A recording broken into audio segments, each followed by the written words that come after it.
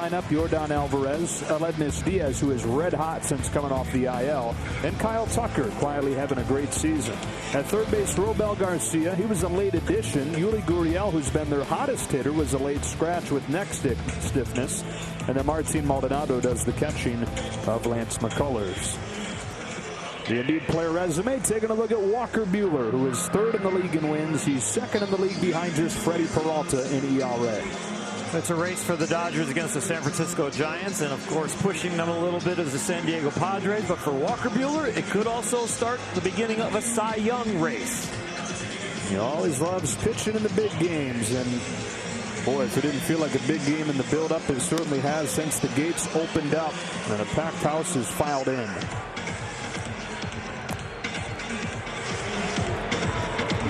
For Houston, second baseman number 27, Jose Altuve.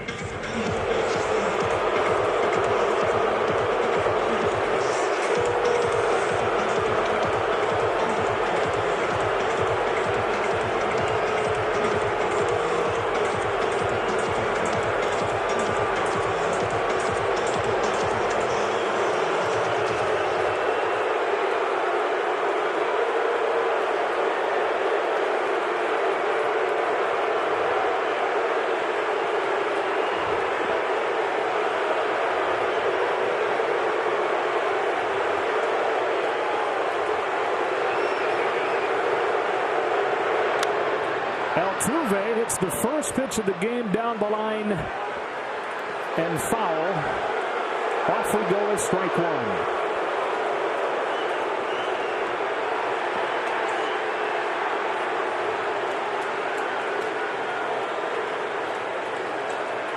So revved up, they're even throwing foul balls back.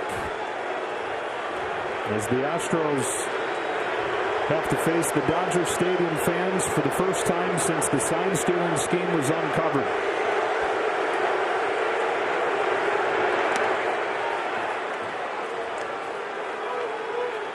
Years of pent-up anger and disdain from these fans spilling out.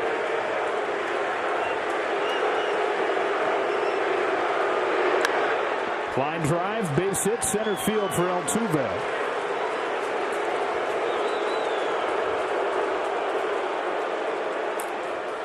Always been a good high fastball hitter, and he did a nice job on the first pitch of the game, and he does an even better job on this one. It's a little lower, but he gets the barrel on it. Now leading the charge for this Astros team has been the offense, leading the majors at 5.5 runs per game. Altuve having a bounce-back season after a bad 2020. And Michael Brantley just having a very Michael Brantley-like year. One of the most underrated, consistent hitters in baseball, leading the majors at .331 coming in here. He slashes the first pitch foul, 0-1. Brantley arrived in 2019, wasn't part of the two teams accused of the sign stealing. He's been an all-star both full seasons that he's been in Houston, and hit above 300 every year. Got 14 three-hit games, which is tied for first in that category in the American League. Off the hands to second. That's the second one. Seager to first. Double play.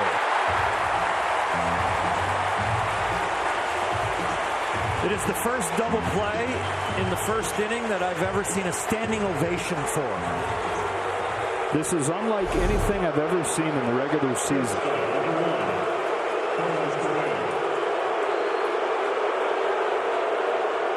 A really nice turn by Mookie Betts to start that. I don't care how often you practice it in this environment. All of a sudden you're in a semi-new position. You get the job done. Well done. Back-to-back starts for him there. We'll dive into that as he comes up to hit in the first inning. As Carlos Correa climbs in for his first chance. He went around, strike one.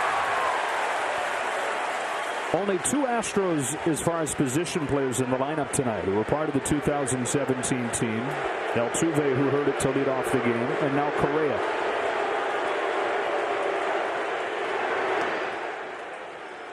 Correa hitting .321 over his last 7.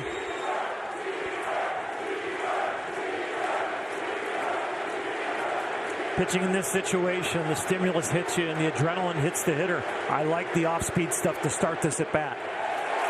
Flames 96 here to the bottom of the zone, 1-2. We saw Altuve turn around a high fastball and pull it foul. That's got to be from the energy.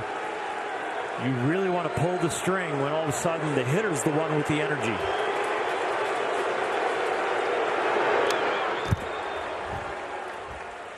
Turned it up to 97. How many times have we seen Walker Buehler throughout his career say, not my fastball?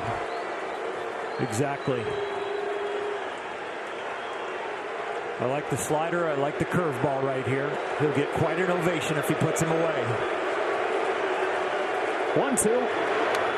Another fastball and another foul ball.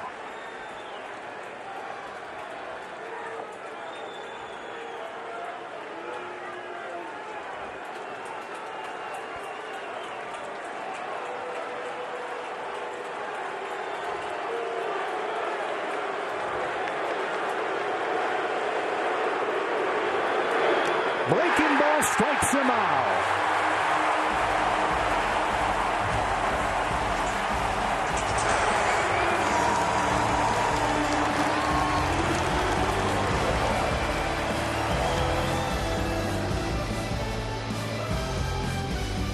Off for Dave Roberts, then Muncy and Turner. Corey Seager bats cleanup. Will Smith out of the 5 spot. Taylor in center field hitting 6th with Bellinger and Pollock running it out in front of Walker Buehler.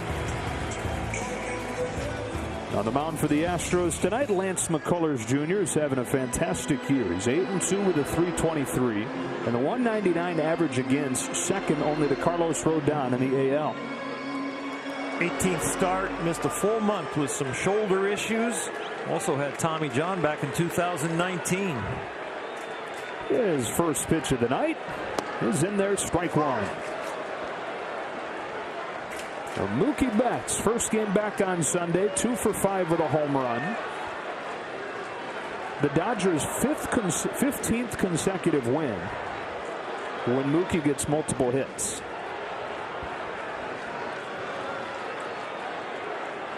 That 13-0 win Sunday. It's 21 runs over the last 2 games for the Dodgers.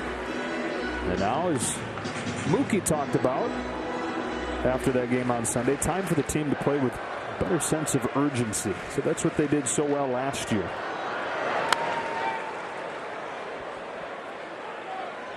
One ball, 2 strikes on Betts, and time for StatCast powered by Google Cloud. McCullers broke in as a fastball curveball guy, and at one point threw 24 consecutive curveballs to finish off Game 7 of the ALCS against the Yankees. Completely changed the mix, though. Well, the slider now has become the predominant breaking ball. Betts digs it out, serves it into left center for a leadoff base hit.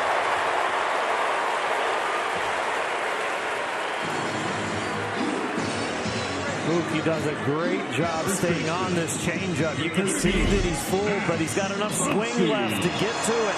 The hands stay through the hitting area. The barrel is still there, a little off the end of the bat, but he finds some outfield grass. That's now 15 of his last 23. Leadoff man on, and it brings up Max Muncy. 3rd in the National League in on-base percentage and 4th in slugging.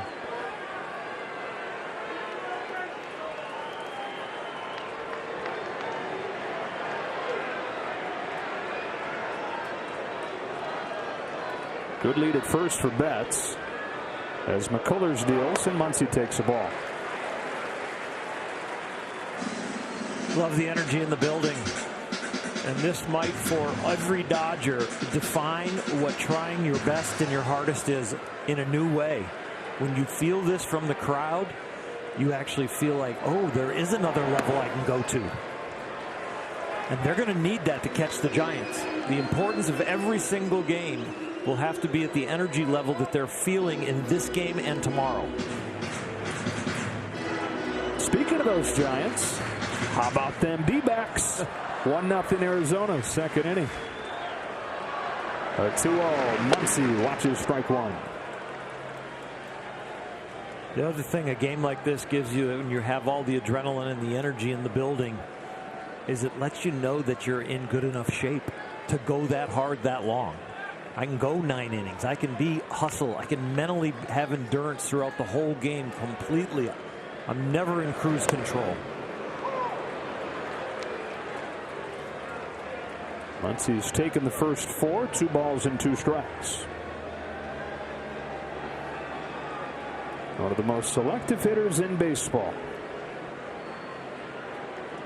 Facing McCullers.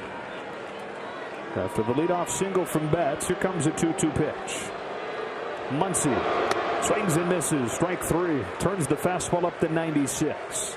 There are only 2 pitchers in the American League that use the fastball less than Lance McCullers. Yusei Kikuchi of the Mariners. Hyun-Jin Ryu of the Toronto Blue Jays. But he turns it up to 96 here to get the first out. He has Blake Trinan movement. His problem is that he can't control it every night, so it's not about home runs or hits really off of him. It's about the walks, and when you get the walks, you've got to find some hits around them. And for him, beneath that, it's about getting strike 1, as it is for most pitchers. But drastically different outcomes based on how the at-bat begins.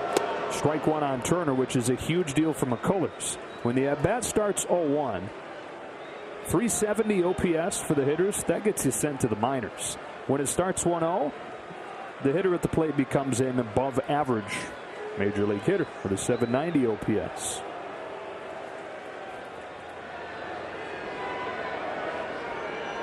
This 0-1 to Turner is fouled back quickly. 0-2. Justin with a home run in back-to-back games. Since July 1st, he's hitting .330 with 8 homers and 25 driven in 26 games.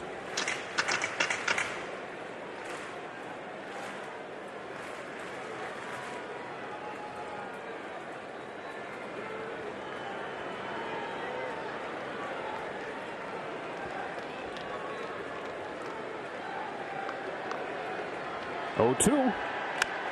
Poke to right. Brantley hardly had to move. 2 gone.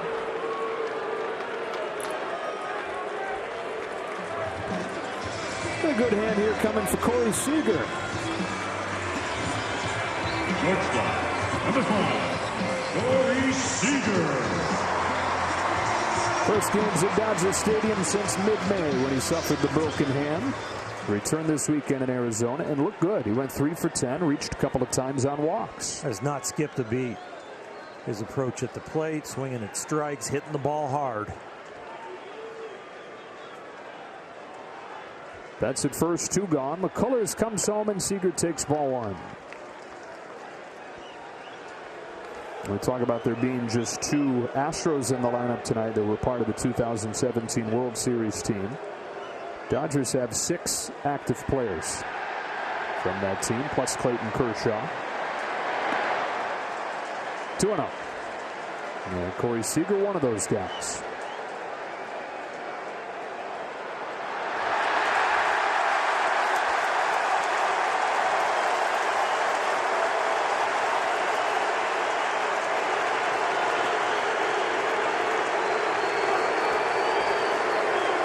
Now there's a trash can that's been thrown on the field from the right field pavilion.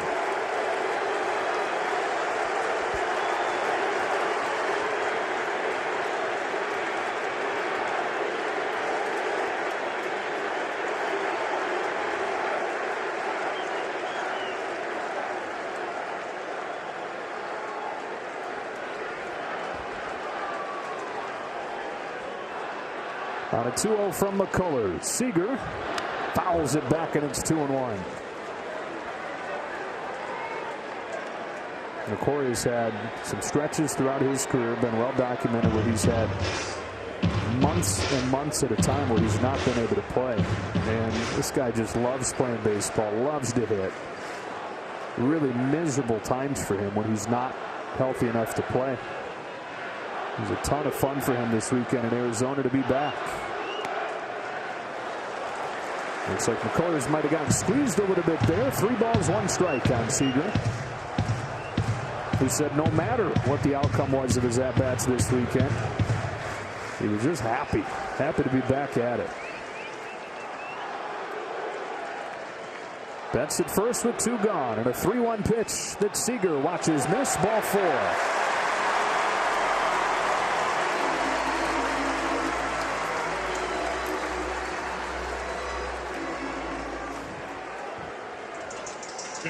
So first walk of the night issued by McCullers, and it brings up Will Smith.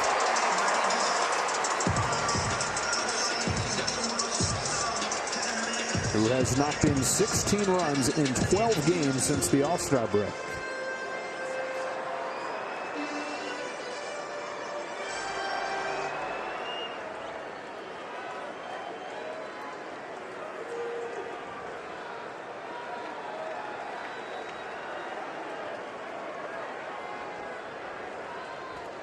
Two on, 2 out. First pitch.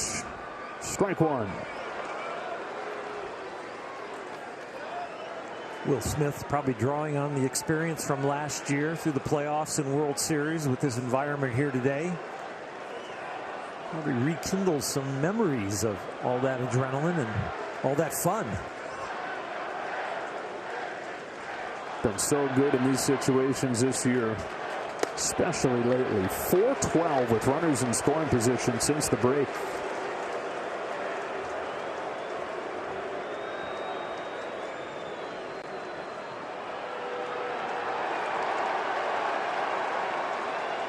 Common presence and the teeth of the lineup these days. Hitting cleanup or hitting 5th like he is tonight. He's got Betts at second, Seager at first, and he swings through 1-2. A slider that didn't back up, it didn't break very much. Came out of McCullers' hands, almost went backwards for a little bit, then as much as he can spin it, still had a little break to it. You might have seen the update there on the scoreboard. The Diamondbacks lead Johnny Cueto and the Giants 3-0.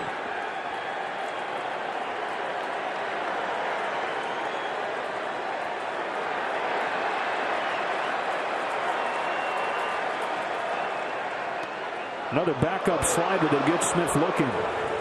Dodgers strand 2 in the first. Off and rolling in Los Angeles. No score after 1. Probably get him. He doesn't give up many home runs in full pen. Well, you're coming off an off day. Plus, you got an off day in a day. So you can go at it down there in the bullpen if Walker Buehler needs help. Yordan Alvarez leads off the second for the Astros. And takes ball 1 from Buehler. Faced the minimum in the first thanks to the double play ball. And now faces one of the great young hitters in the sport. Just turned 24. Former Dodger farmhand. Sort of. He originally signed with the Dodgers out of Cuba in 2016. And was acquired by the Astros before he ever played in a pro game for the Dodgers. Wasn't a big prospect. There were questions about where he would play defensively, and would you believe it, there were questions about if he'd hit for power. Well, has he ever? Through his first 162 games in the majors, 44 home runs, and the 3rd highest OPS in big league history at that point. That's a strike, and it's 3-1. The 2 guys with higher OPSs through their first 162 games, Rudy York of the Detroit Tigers in the 1930s, and Ted Williams. On a 3-1, he lifts one to the left, not deep. Pollock cruises under it and puts Alvarez away. 5th Dodger pitchers strike out 10 tonight. Everybody gets a jumbo jack tomorrow. Jack in the Box with the purchase of a large drink at LA area restaurants. There haven't been quite as many strikeouts this season for Buehler. Been more efficient. Pitched to contact a little bit more. And facing a lineup here in Houston that does not strike out very much at all. 1 away, Ledmus Diaz. Strike 1. Diaz in 5 games since missing a month and a half with a broken hand, hitting .391. With 3 homers in those 5 games. Drives one the other way. Bellinger's there. 2 up. Eventually 2 down. Walker, nice job coming back from a deep count in the first hitter, and now it's that same attitude you talked about in the first. Not my fastball. Coming off 7 shutout innings last Wednesday against the Giants. Over his last 4 games, he's 3-0 with a sub-1 ERA. And you were so right about this becoming, more than just a nice stretch. This is becoming a fantastic season where he's right at the center of the Cy Young conversation, especially given Jacob deGrom's injury issues. Ball one on Kyle Tucker.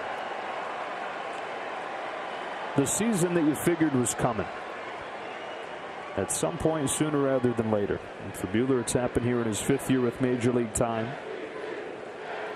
Really just his 3rd year, though, as a full-time big league starter. 1 ball, 1 strike. He's made some subtle adjustments to his game. I mean, there's not quite as much ego that really affects his pitch selection now, so a few less fastballs, which makes him more of a mystery and harder to figure out, especially in the moments when he's in a 0-0 game or a tie game late. He does a nice job now tricking the hitter and not just relying on the fastball. The other subtle adjustment, I think, mentally, right from the beginning of the year, he wanted to be a big game pitcher and have big game philosophy and feeling right away as soon as the season started. So he changed his spring training and off season, got the arm in a little better shape, did more throwing before the season, and it really has paid off. Cutter, 2-2. And in-game philosophy, I think he's subtly changed the fact that he's pitching more to contact. He knows how to get the strikeout and embarrass a guy, but he knows that that takes a lot more pitches than if I can just get an easy out earlier in the count. And yeah, more contact, but that contact's been really weak. Full count on Tucker. And he's going deeper into games more consistently. Only Zach Wheeler of the Phillies goes deeper on average. So you're really just watching a elite, talented young man that has performed at the highest level in the biggest games, kind of stretch that out over the whole course of a season. Roxon fires a payoff. It's fouled back. 21 starts, Oral. He's gone 6 or more in 20 of them. His lone loss was the game where the Dodgers got no hit by the Cubs.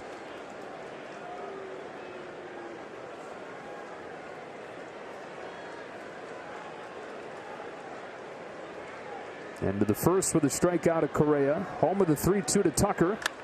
He shoots one inside the bag, down the line, a base hit. Ricochets to Pollock. Tucker headed to second with a 2-out double. Kyle Tucker, one of the best 2-strike hitters in the league. The Astros have a bunch of good 2-strike hitters, and one of them shows up here to extend the inning. A little bit of an emergency hack because of the height of the pitch and the velocity of it. But he does a nice job just blocking it down the left field line, beating the defense.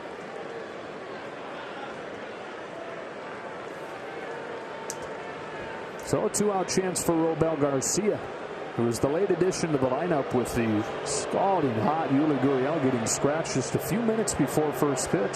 Some neck stiffness.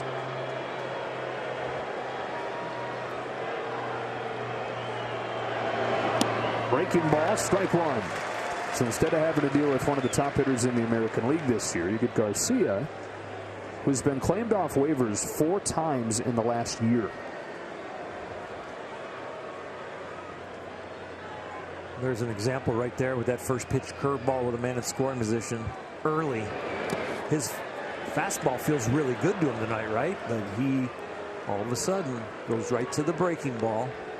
Slow the hitters down. Don't show them the same sequencing that I just showed the first few hitters. And Garcia in particular has really struggled with breaking stuff. 28 years old, out of the Dominican Republic. He's got Tucker at second, 2 gone. And on this 1-1 from Buehler, takes it inside.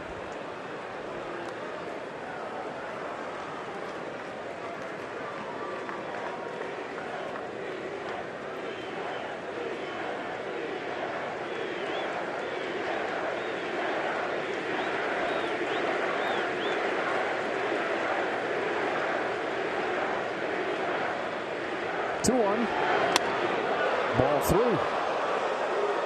Couple of cutters. So he went curveball, curveball, cutter, cutter.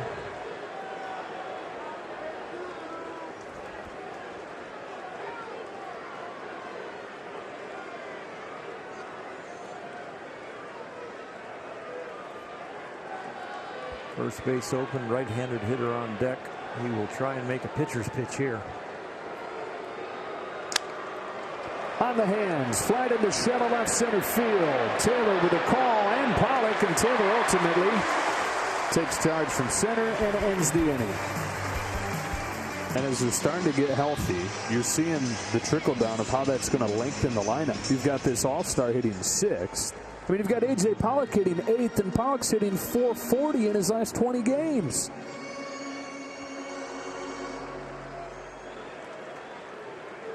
They're still waiting on the arrival of Trey Turner, who they hope this weekend could be available in the final days of his COVID protocol. What a night to be here. Mid-70s temperature. There's Taylor swings and misses at a sinker from McCullers. And Taylor, one of the great swings of his career. First pitch of the World Series in 2017. He says the best feeling he's ever had on contact. And it produced the longest home run he's ever hit. 0-2. Very first pitch of the World Series, facing Dallas Keuchel. And he said, I don't normally hit him up there, up near the top of the pavilion. And he said, well, it was 105 degrees, so it flew better because it was hot. Or maybe you just killed it, Chris. Look out, 1-2.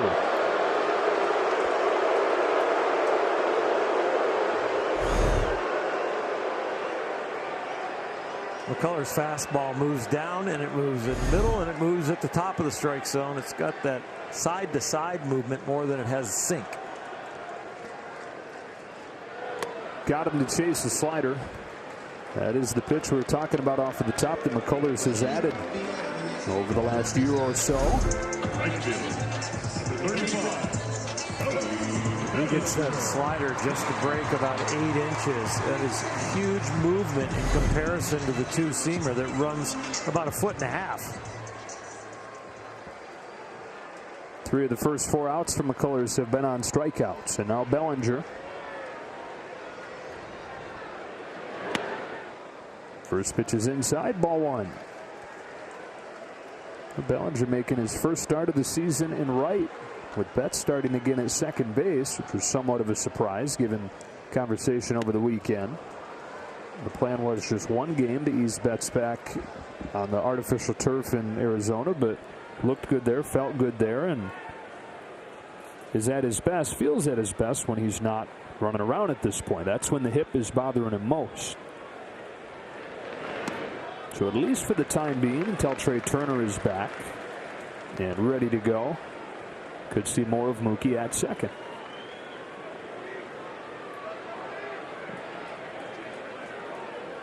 Be very interesting to chart him when he plays right field and chart him when he plays second base and see how much actual running each position has, depending on the given night, of course. 3-1 on Bellinger.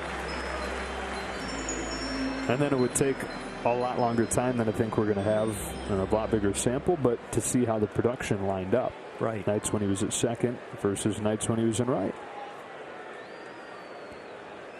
One away is second inning. Bellinger watches a backdoor slider for a strike, 3-2. To Cody's eyes, that ball had to come a long way back, that backdoor breaking ball, when he finally picks it up, and it looks like electronically it never made it back.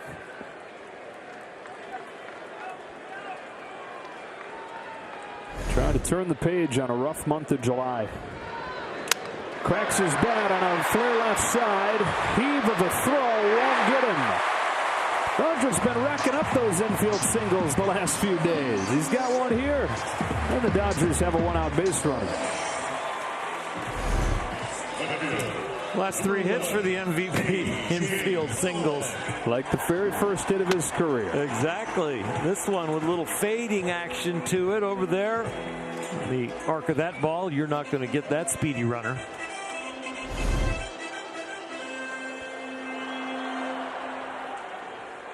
And so a man on for A.J. Pollock.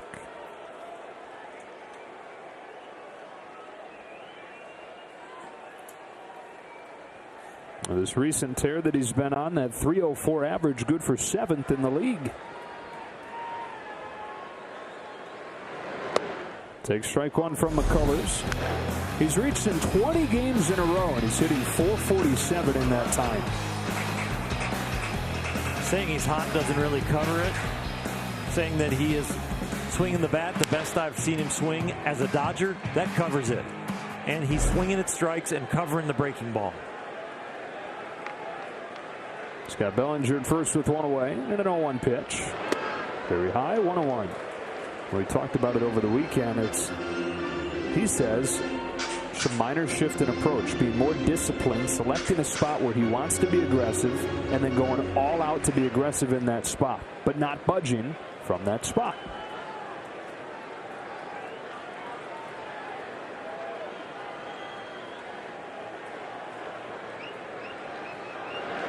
Sharply hit, ground ball, backhand Altuve, jump throw, and a nice pick at first by Diaz.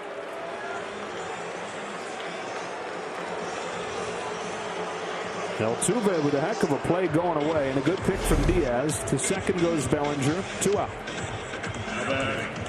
Well, Diaz does make a very fine pick. Fortunate the hop was a little farther out so he could read it. Gurriel very good at that, but he was a scratch. Diaz took care of it.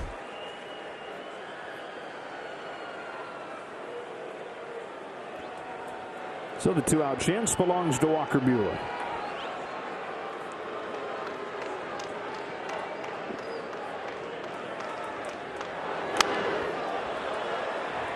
Fouls off 95, 0-1.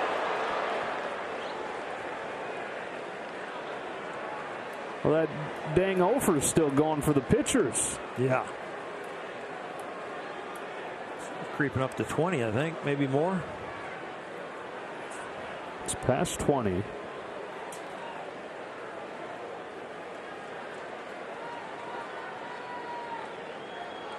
Pitcher's fraternity needs to get it going.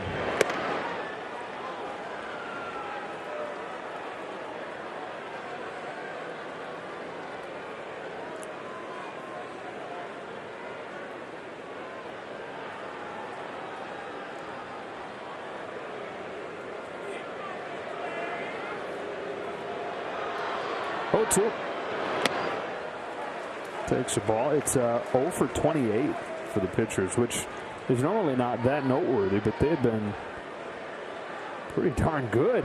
And by pitcher standards, really good. It kind of coincides with a little bit of Clayton being out. Julio not hot at all anymore. He was getting like 2 hits a game. Right. Connivan's 2-2.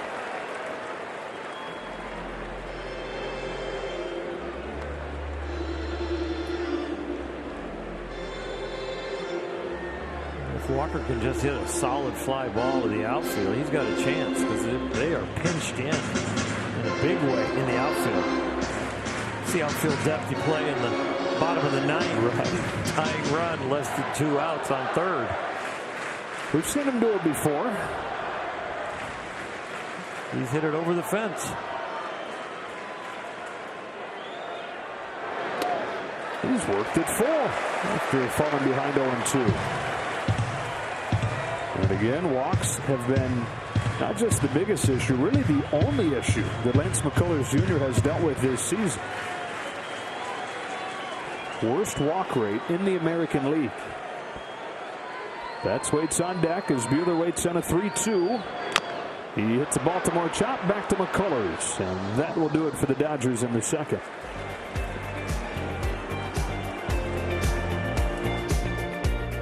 Was here, only a jack in the box. T-Mobile coverage cam back in the center field plaza at Dodger Stadium, which is packed to the brims tonight. Game 1 of 2 between the Dodgers and the Astros. 8-9-1 coming up for Houston. Maldonado, McCullers, and Altuve. 2 hits against Buehler, but no damage done yet.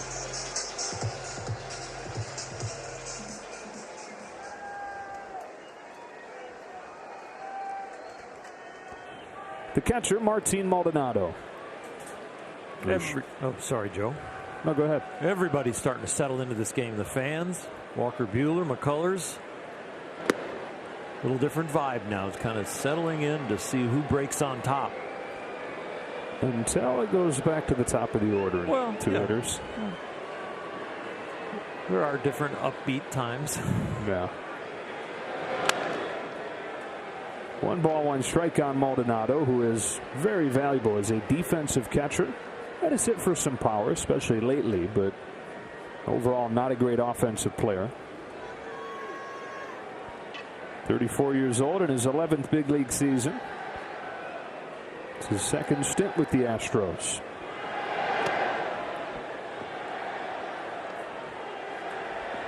Former Angel, former Cub, former Royal. He's bounced around and put together a really nice career for himself. Fouls it back, and it's 2-2.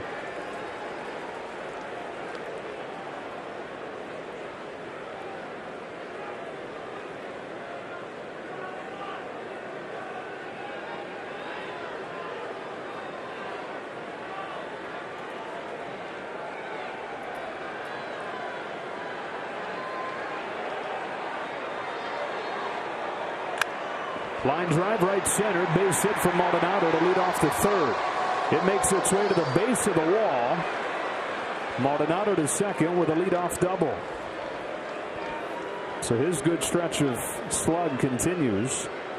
Leadoff man in scoring position. Pitcher number 43, Lance McCullers Jr. This hit right here will set up a bunt and try and get him to third. But this goes all the way to the wall. Once it splits the outfielders, it's for sure 2. So they've had a hit in each of the 3 innings Buehler's been out there. Corners pinch in as McCullers comes up.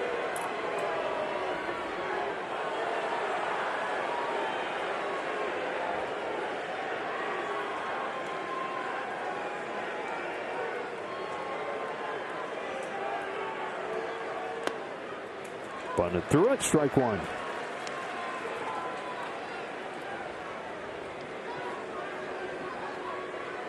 This is a tough equation for McCullers. Maldonado not the easiest guy to bunt up with his speed, and the Dodgers, knowing he's going to bunt, are really pinched in, especially Max Muncy cutting across the infield. Justin Turner has to read the bunt to make sure he can still cover third. Pulls it back, takes the ball.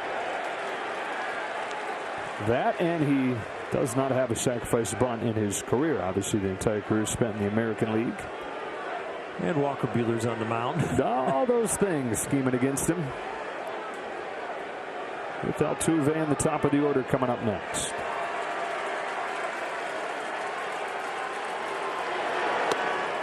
One ball, 2 strikes.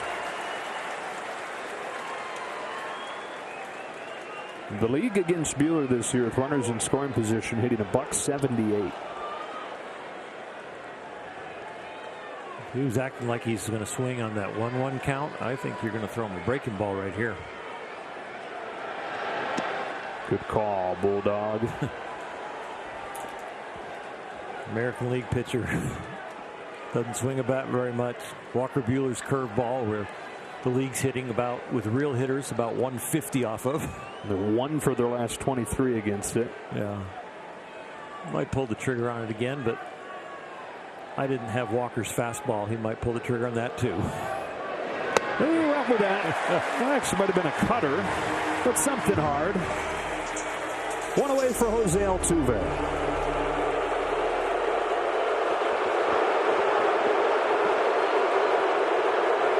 Number 27, Jose Altuve.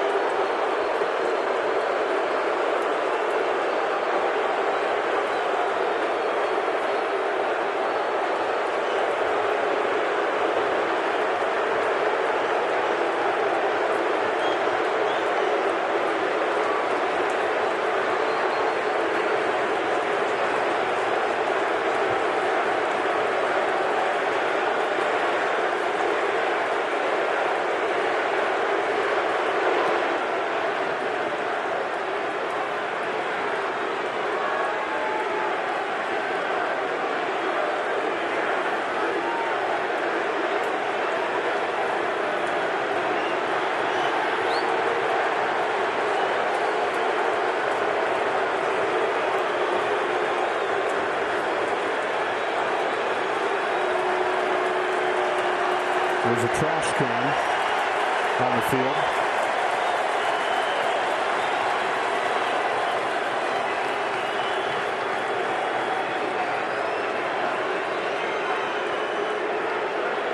Altuve on the first pitch of the game missed a long home run by a few feet down the left field line. Eventually singled to center.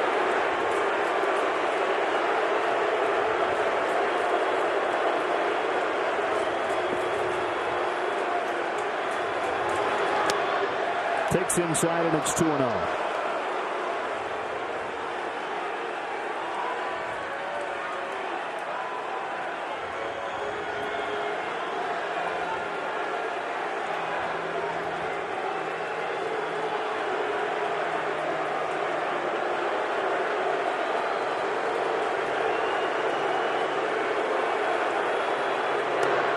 Strike one.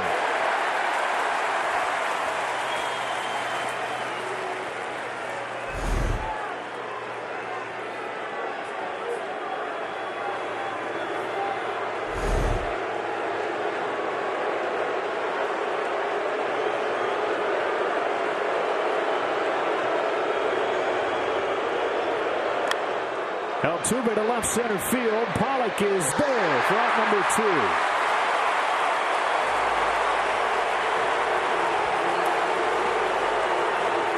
Both breaking balls are only 5 for 10 as far as strikes, but 3 of those 5 strikes have been swings and misses. That one, Altuve got the bat on it, but Pollock was there. For the loudest reception of a second out in the 3rd inning of a regular season game in baseball history.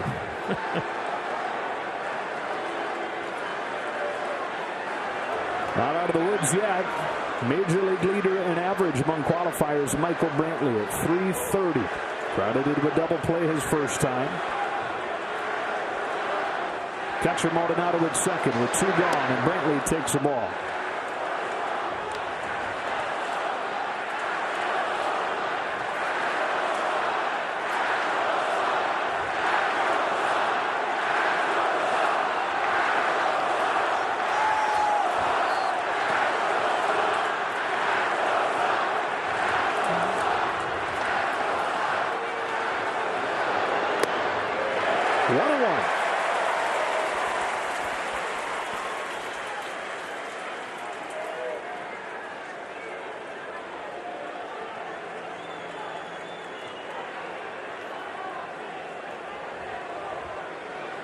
A man made for this vibe. Eats it up.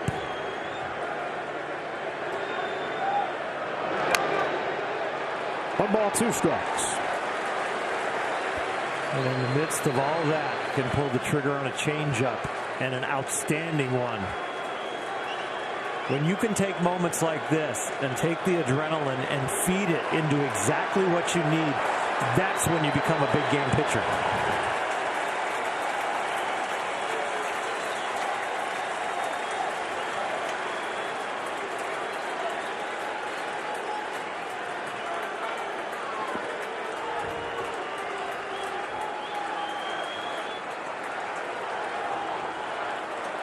Leadoff double Maldonado. He's still at second with 2 gone. And a 1-2 pitch from Walker Buehler to Michael Brantley. Very high, and the best 2-strike hitter in baseball. And it's 2-2.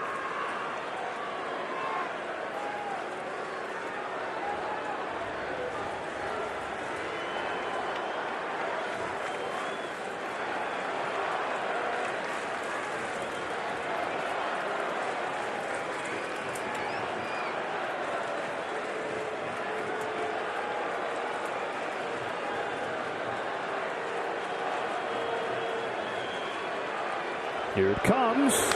On the hands with the cutter. Fouled off. We'll do it again. I just love the process that Walker's going through. There's a rhythm to his movements, but they're all kind of pertaining to thought and process of what he wants to do and how he wants to attack them.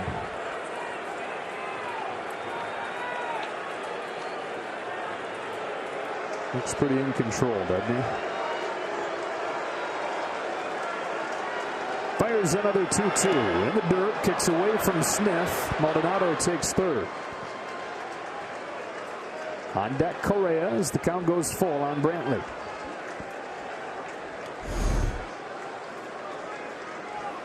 Little change up. He looked at his hand after this one got away, like the grip didn't feel right when he released it.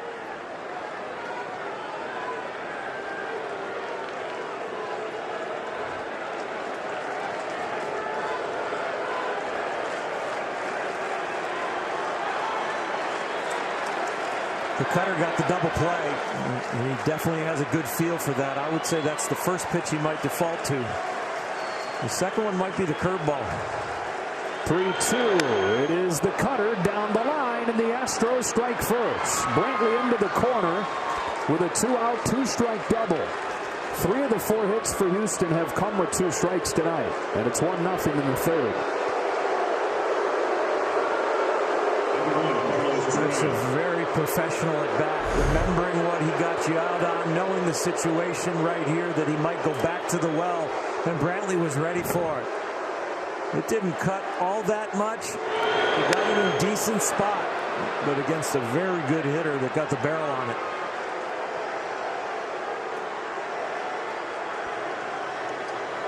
So Brantley drives home Maldonado. Astros 1, Dodgers nothing. Here's Carlos Correa. Struck out his first time.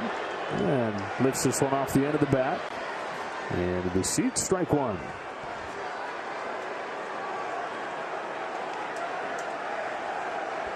Carlos Correa, an all-star for the first time since that 2017 season. And having a big year headed into free agency.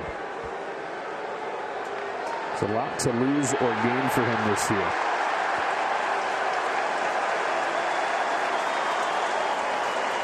Fans cheering and expressing excitement for your Dodgers are both encouraged, but abusive behavior, foul language, and throwing objects onto the field are grounds for ejection. This is where the game will respect all fans and attendance. Todd Lights' message to the Dodger Stadium crowd not well received. It was a ball that just thrown onto the field. Anyways, Correa has some great stretches in his career, some bad stretches, some injured stretches. Looks at a fastball strike, and it's 0-2. So trying to put one last piece to his resume out there going into his free agent offseason. Even 0-2 hole here against Buehler. He's had a bit of a hard time finishing Astros hitters off tonight.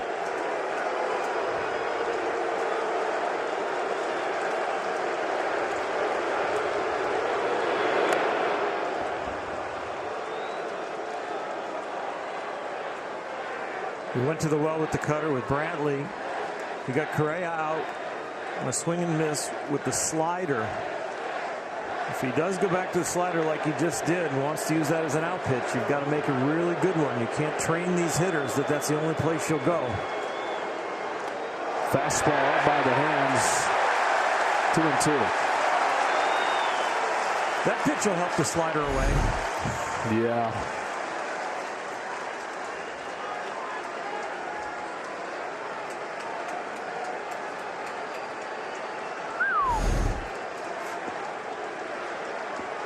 Brantley at second, a 2-2 pitch. Punches one to first from Max Muncy. And that'll do it for the third. The Astros get the game's first run on a Michael Brantley double.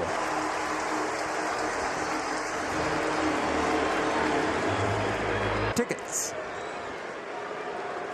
Dodgers playing from behind tonight as we go to the bottom of the third. Second look at Lance McCullers Jr. with Mookie Betts to lead it off. Started the game with a single. Takes a strike here. His single was on a pitch that was kind of out over the plate, which is where he's made the biggest strides as he's gotten hot over the last month. Swings and misses here at a pitch located there.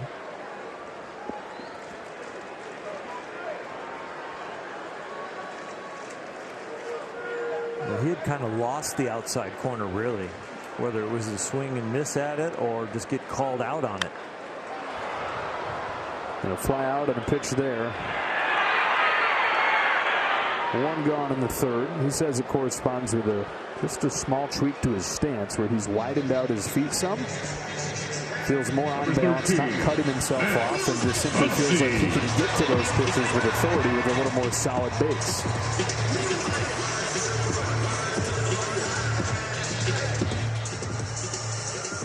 One away in the third, and up comes Max Muncy.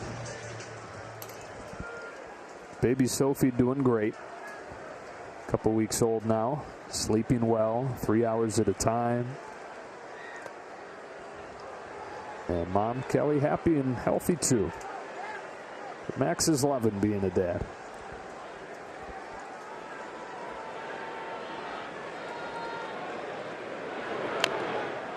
Said the one night where Sophie didn't sleep great, they played like a 6-hour game the next day in Arizona. But otherwise, it's been good sleeping.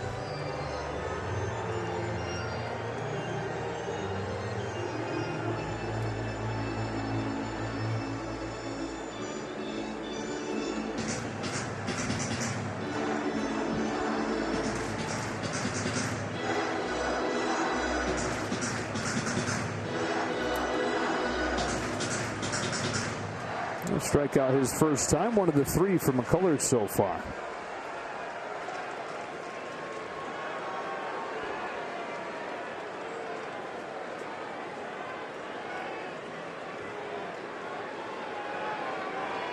He deals 0-2 and misses up.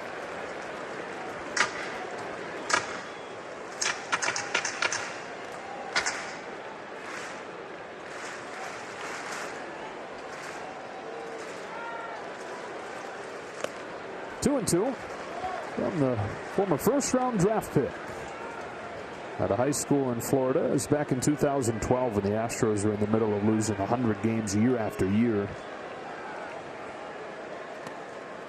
Outside corner to get Muncy looking.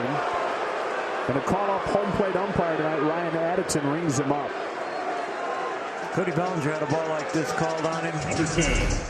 Cody's at bat, it just changed the count. This one, it punches Max out. It falls wide.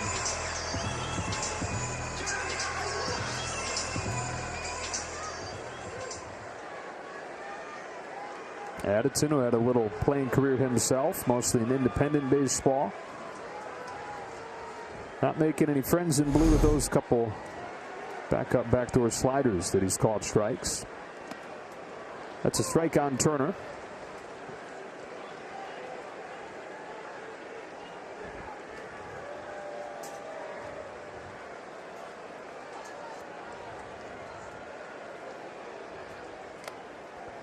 One. So McCullers a first-round draft pick, 2012. He debuted as a 21-year-old a few years after that. He was an all-star in 2017. And now in his 6th major league season. Ahead of Turner 1-2. Whole thing with him is staying healthy. He's never started more than 22 games in a season. And that includes missing an entire year with Tommy John surgery. Even with that injury history, though, the Astros signed him to an extension this spring through 2026.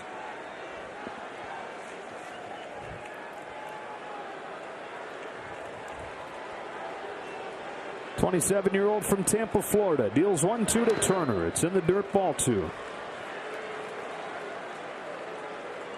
Last 2 outings have been pretty rocky for him. He's on the beam here tonight, throwing the ball well.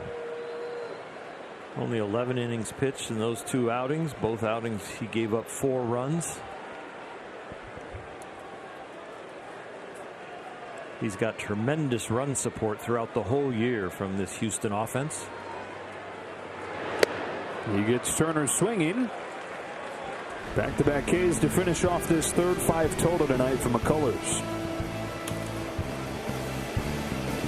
They have. I'm joined by Courtney Turner, the all-star, Justin Turner's wife. And Courtney, what can you tell me about the initiatives that you all are doing this week?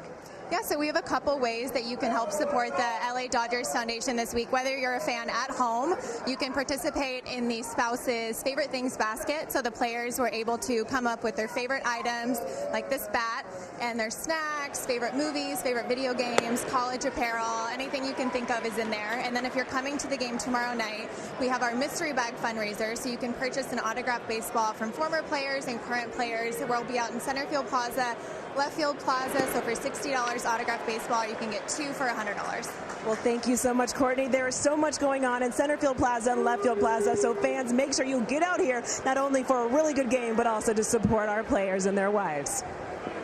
All right, Kirsten and Courtney. Jordan Alvarez leading off this fourth for the Astros, behind Buehler 0-2.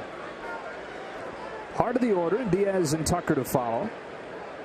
Alvarez flied to left his first time.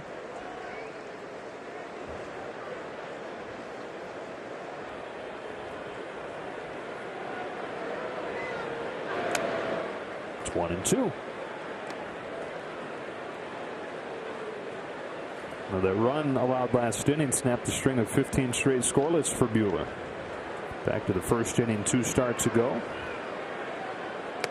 Breaking ball drops in to get Alvarez, who stood there like a house by the side of the road and watched it for Buehler's 3rd K.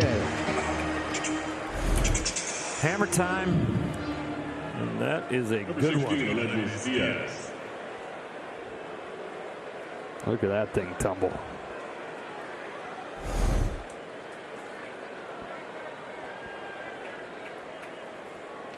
One gone 4th inning, the lead miss Diaz.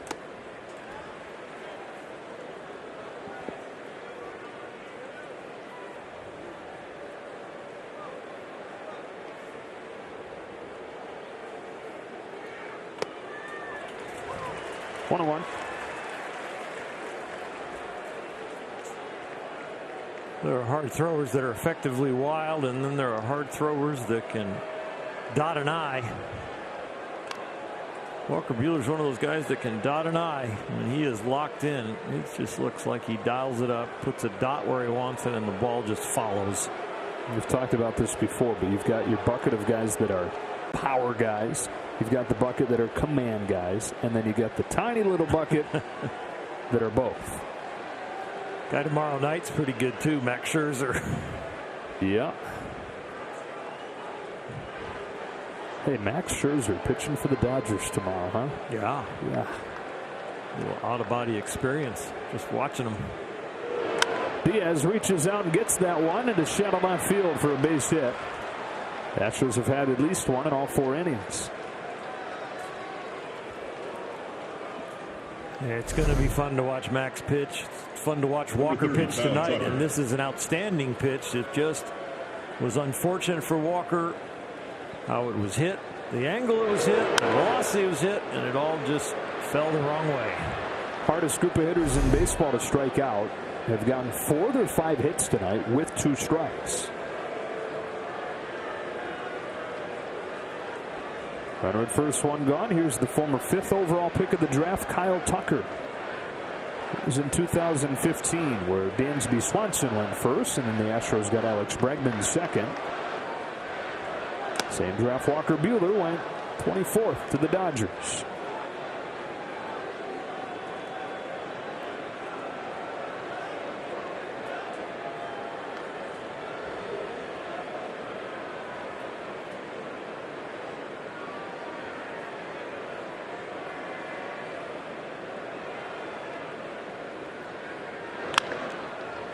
Just foul. Nice backhand pick. Tucker doubled his first time, and in his last 12 games now has 9 extra base hits and 14 driven in. It's been an interesting year for him. He had bad numbers early, but a lot of the underlying numbers said very bad luck. Then he got hot before getting the stomach bug. Missed 10 days, dropped 10 pounds.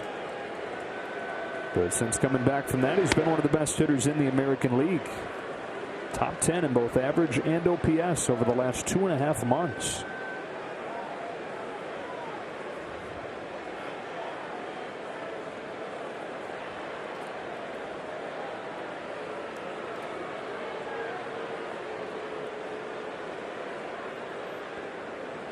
Diaz at first, one gone, and a 2-1. Just misses away. Ball 3.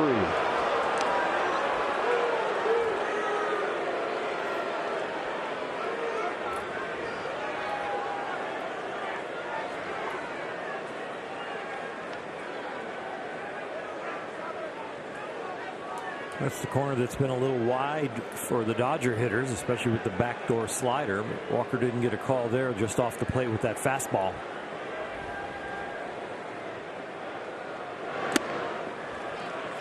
First walk of the night. And a word from Morongo. Wahlburgers is now open. First and second with one away, and Robel Garcia comes up after a visit from Will Smith, Corey Seager.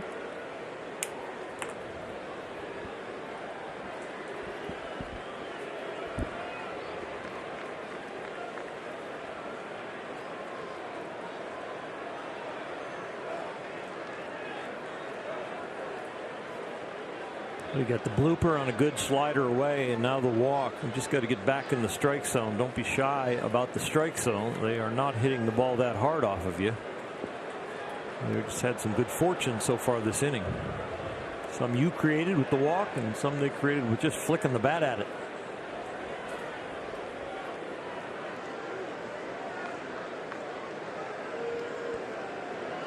Dealer to Robel Garcia with the first pitch curve that misses. 1-0. Not nearly as efficient as we've seen him lately. 71 pitches already with one gone in the fourth. And by lately, I guess I mean all year. No chase and no strikeouts. That builds a pitch count, especially when you're a little erratic.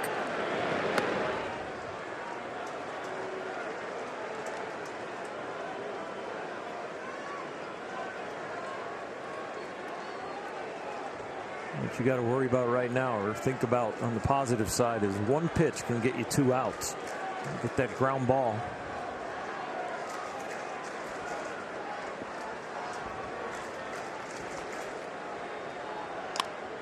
Bouncing ball to first. Muncy thought about going to second. Instead, takes the out at first. Runners advance to second and third. 2 gone in the fourth.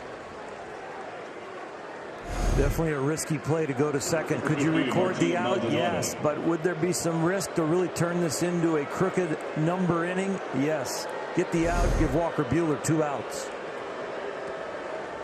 And a chance to get out of this inning if you can get the 8-hitter, Maldonado. Although Maldonado doubled the other way against him and scored the Astros run his first time up. Instead of facing him, they'll load him up and bring up the pitcher, McCullers. Maldonado's being intentionally walked, bringing up the pitcher, Lance McCullers Jr. So now if you're Buehler, you feel like if you can just throw strikes, you're out of the inning unscathed. Another good reason that Muncy made an outstanding decision at first base.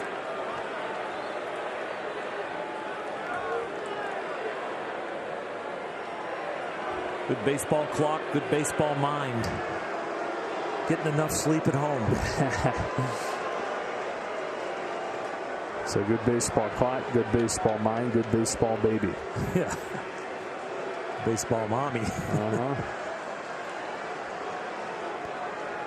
They're loaded in the fourth. The pitcher up there with 2 out. Attacks the first pitch. Pretty good looking swing for a guy who's 1 for 11 in his career. Good athlete. His dad was a big leaguer. Lance McCullers, pitcher mostly for the Padres, a little bit for the Yankees in the 80s.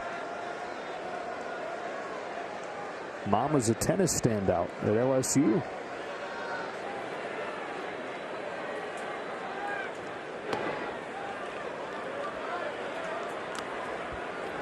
Yeah, he looks hitterish. He's not intimidated in that batter's box at all. Probably why they took the bunt off so quickly. His last at bat. Dusty Baker not afraid to roll the dice a little bit.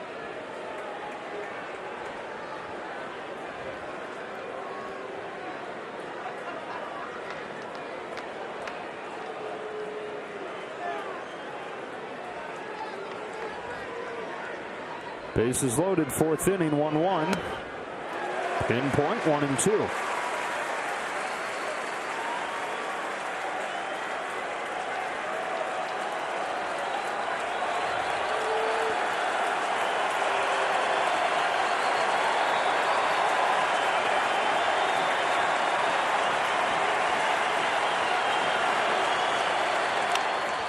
Got in on him. Bounce to Muncy. Will feed Buehler, and that's the inning.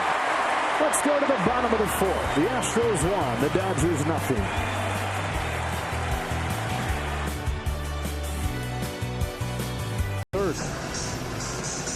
Friday on an all-new Backstage Dodgers. Go inside MLB's wild trade deadline period and the Dodgers' acquisition of 3-time Cy Young Award winner Max Scherzer, all-star infielder Trey Turner, and pitcher Danny Duffy in the team's quest to repeat as World Series champions. Don't miss Backstage Dodgers this Friday, presented by Cadillac.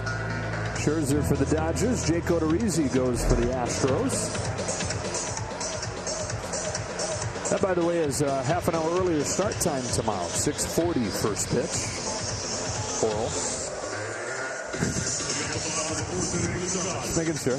I'll be here just in time. Just in time.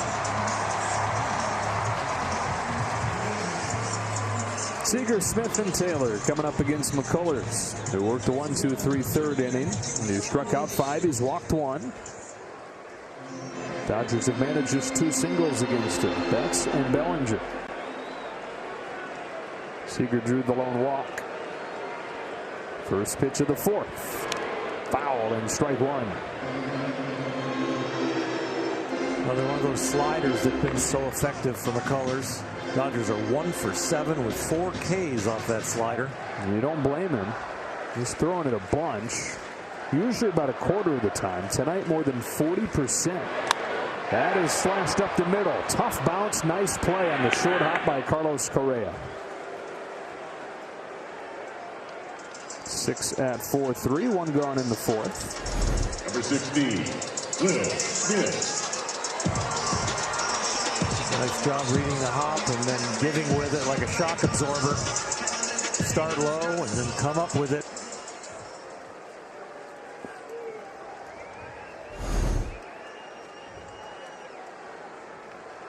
Smith took strike 3 called his first time on a backup slider. Here he watches one miss. Only Buster Posey has been worth more wins above replacement out of the group of National League catchers this year.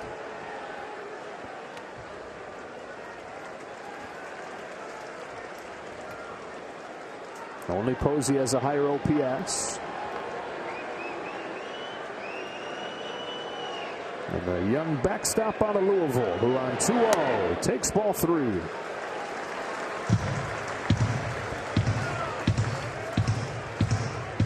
Whatever ratio a pitcher has coming into the game against the Dodgers, you can usually add 5 or 10% more breaking balls because the Dodgers hit the fastball so well and they hit the changeup well. But the breaking ball can all of a sudden be Achilles' heel on certain nights.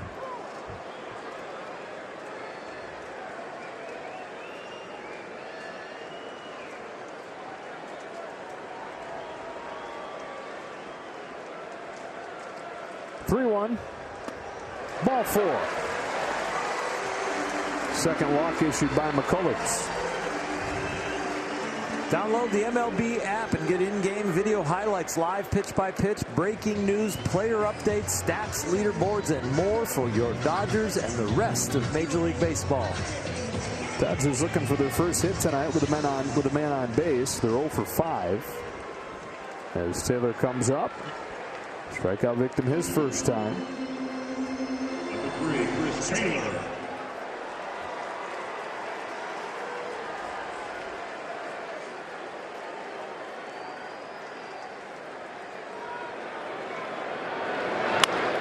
Off the hands to short. Correa flips softly, and Altuve can't get it. Everybody's safe for this sloppy play from the all-star middle infield.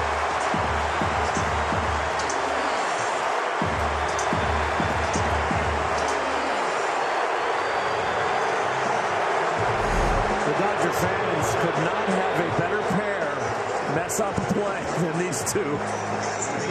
Correa with trying to make the flip with his glove. It kind of rolls out of that, and he pushes it over there, and that ruins the timing for Altuve. Altuve tries to make the bare hand play just to rescue it and keep his foot on the bag. None of it works. 50,000 plus sharing their satisfaction with that miscue. And we'll have plenty more to share if the Dodgers can take advantage. 2 on, 1 out after an E6 officially. Bellinger had an infield single his first time. This one from McCullers is cut on and miss.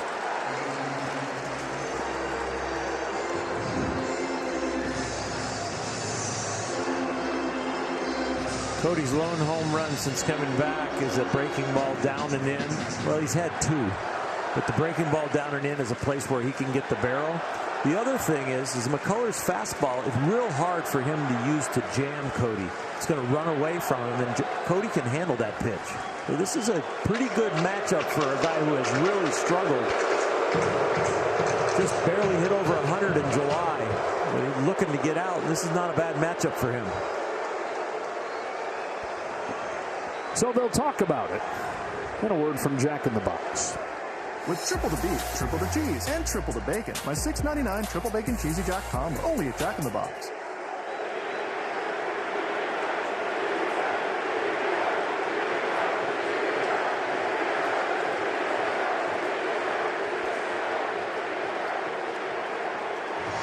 Bellinger, who is very outspoken in the findings of the sign stealing scheme, were released. Said they stole the World Series. Altuve stole the MVP from Judge. And Correa fired back and in so many words said he doesn't know what he's talking about.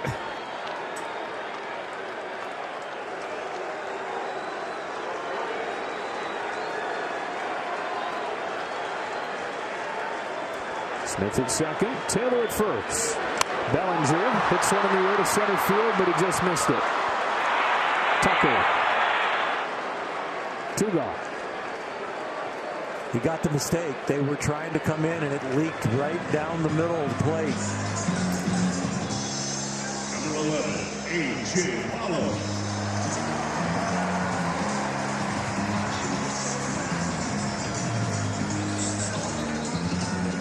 Up to A.J. Pollock. Grounded out to second his first time. Pollock does have a home run against McCullers in his career.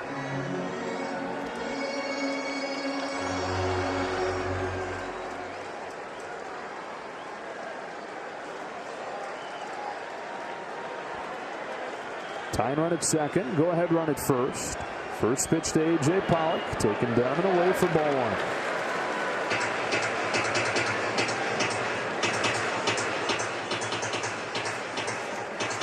Those are the pitches when he was not right. He would be prone to chase. And they said the issues come when he tells himself, don't chase, don't chase, don't chase. So he said the opposite thing, and that is be aggressive, be aggressive, be aggressive, just more selectively. Tricking the mind. 2-0. It's like an early keyhole theory, right? You get a 2-0 count or a 3-0 count, and you go, okay, I've got the green light, but I'm not going outside of my sweet spot. He creates that right from the very first pitch. Sweet spot with aggression.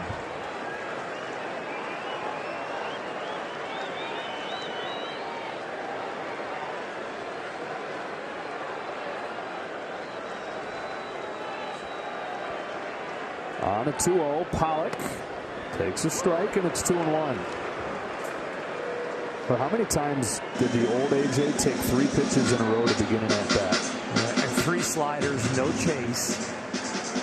If I'm on the mound and I have been reading articles about how he has gotten to this hot streak, I'd be thinking, he's looking for my fastball inside. He's looking for a ball that starts out over the plate and leaks in towards him. Because he hasn't offered any. No. He hasn't budged any of these sliders. Let's see, on 2-1. He got one over the plate and lofted it to right. It was a slider. But it's caught by Brantley, and the Dodgers strand a couple in the fourth. Altuve.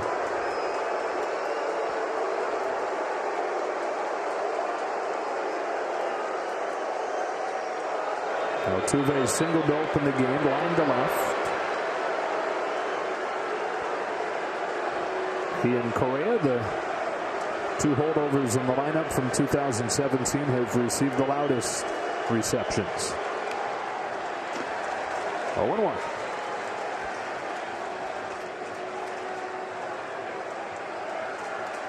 Oh no, that thing ain't cheap. There will be a bill on his locker room chair tomorrow. Ah!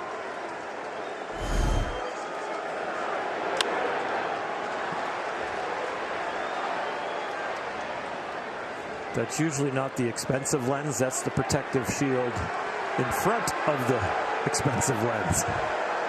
Let's hope.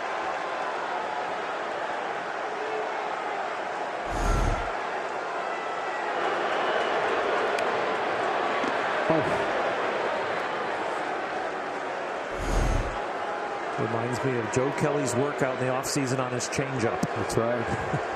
Right through the window. A ball and 2 strikes on Altuve.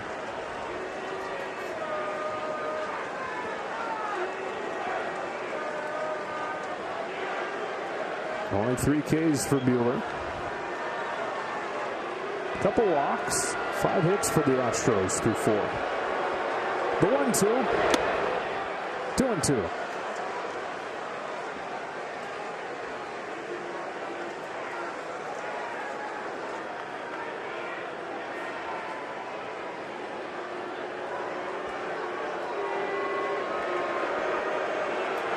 Fastball rings him up.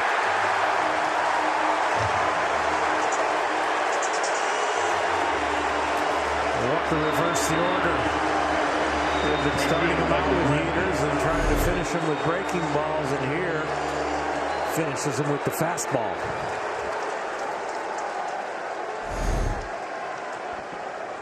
Fourth K for Buehler, 1 gone in the 5th. Brings up Michael Brantley.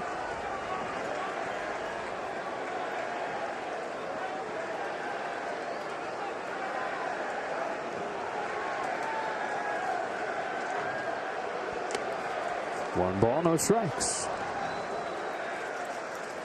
Michael started building this sweet swing as a kid with his dad, Mickey, who played in the majors.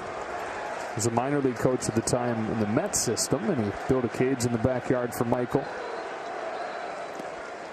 Days leading up to Christmas, Michael was hearing all this banging out in the backyard, and tools and metal clanging together.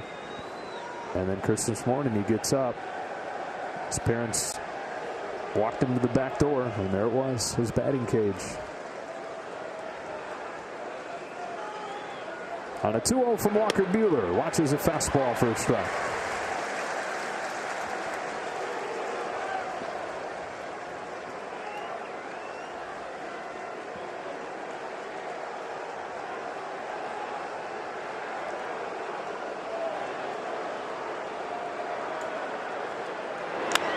Pulls it sharply. Mookie makes the play. Right field, second base, it doesn't matter. Gold Glove caliber.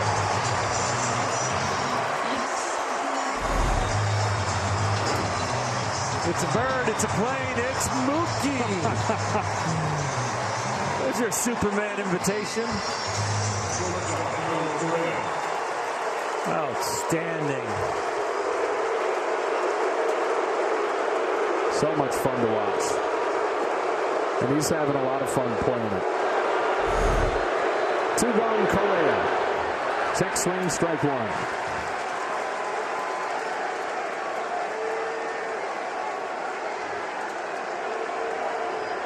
Besides being pain-free there, he just loves feeling like he's a kid again. That's what he played growing up. Going out there, fielding ground balls, diving for line drives like that.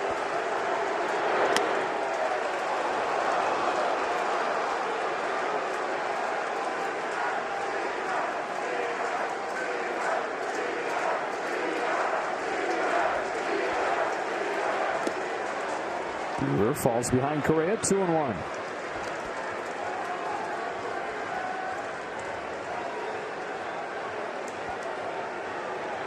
Walker yet to get a 1-2-3 inning in this game. Already at 90 pitches with this one. It's a swing and a miss on a high fastball, and it's 2-2.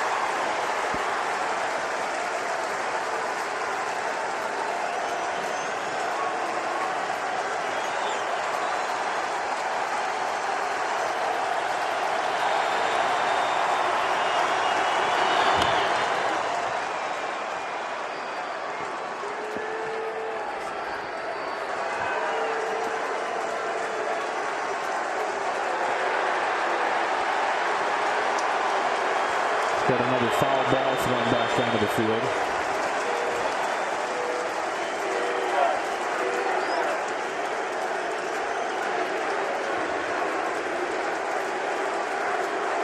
October and August.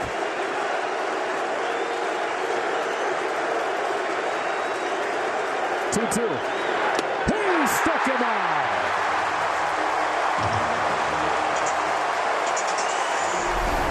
What a play it was by Mookie Betts in the middle of bookend strikeouts in the fifth.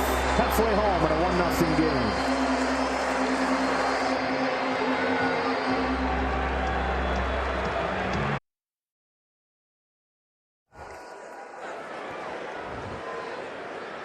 Dodgers trying to crack through against Lance McCullers Jr. Down 1-0. Bottom 5. Dodgers on the road trip average 10 runs a game in the wins, but only 2 runs a game in the losses. They get a leadoff hit from the pitcher Buehler here in the fifth to snap an 0 for 29 collectively for the pitching staff.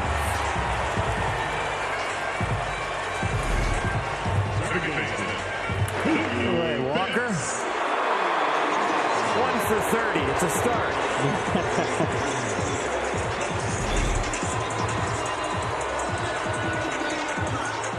Tying run aboard. Mookie Betts at the plate. 1 for 2 tonight. With another fantastic defensive play. 2 in as many games at second. Strike 1. He said the play yesterday at Arizona, he thought this was the easy one. He said, I've been catching balls like that for the last 7 years as an outfielder. Sort of. And then this diving play to the hole. That's why I need more balls in play in baseball, because stuff like that happens. It's a beautiful game. And an 0-2 hole here. Just watching him take fielding practice at second base, his hands are so quick. He's just such a fluid athlete.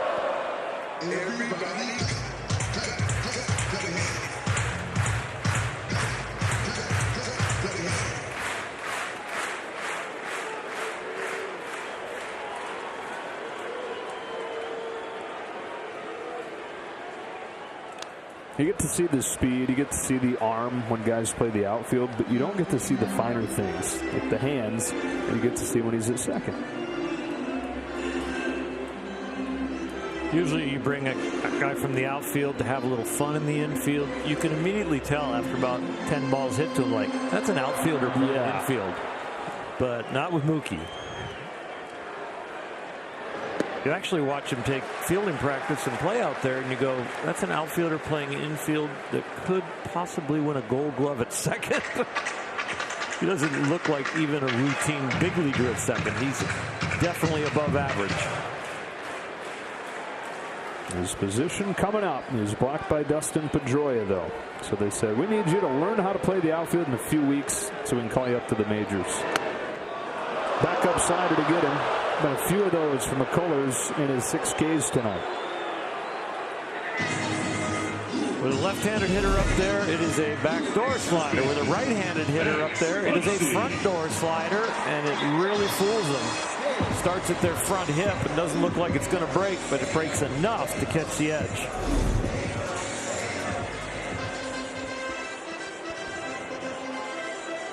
One gone for Max Muncy, who has 2 strikeouts tonight, and those have gone up the last few days. 7 strikeouts in his last 4 games.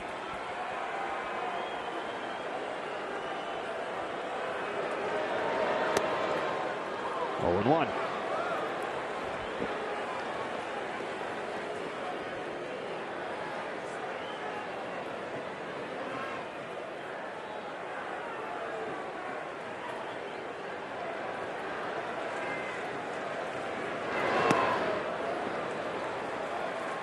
1-1.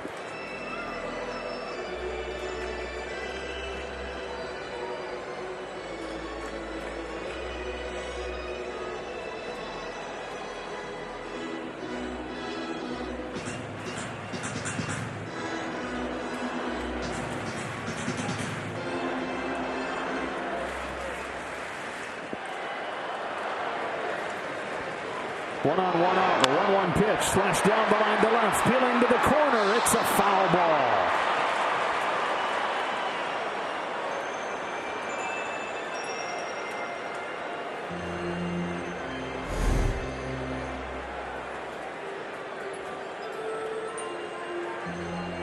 The hopeful thing about that ball is Muncy was running hard. He thought it might be fair. Usually when you just watch the hitter when it goes down the line, they'll tell you right away they're looking right down the line, but Muncy took off.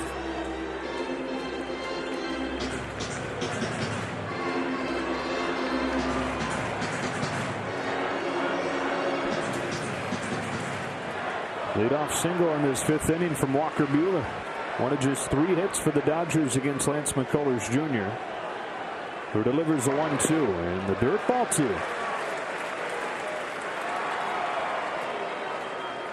To this point, it's another night where the offense has done nothing. And again, 10 runs a game in the wins. Boom. 2 runs a game in the losses on the road trip. Bust. Ongoing thing all year. Lead the league in runs per game, but a little bit deceiving because of so many of the huge outbursts they've had. 2-2. Lifted to left. Alvarez makes the catch. As long as McCullers is in there, they're going to have to find a way to do some damage on the slider. Pre-IL for McCullers, he threw the slider about 23% of the time. Well, that ratio went up to about 33% of the times when he came back from the IL. In July, he threw it 38% of the time. Against the Dodgers tonight, almost 45% of the time he's throwing that slider. So if he needs to get an out like he just got there with Muncy, it's probably going to be that breaking pitch. Turner coming up 0 for 2.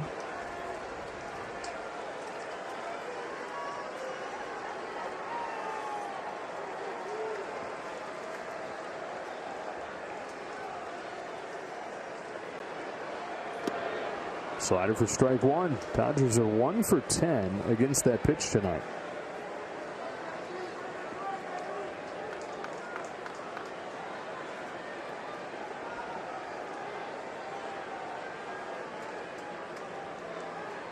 Not to beat a dead horse, but 6 Ks, 5 with the slider.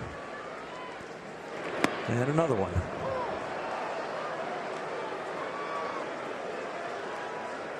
The horse is dead, Lance.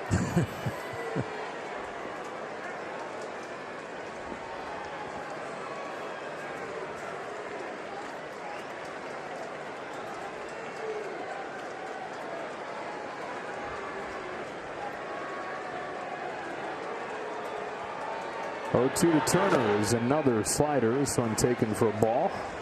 1-2.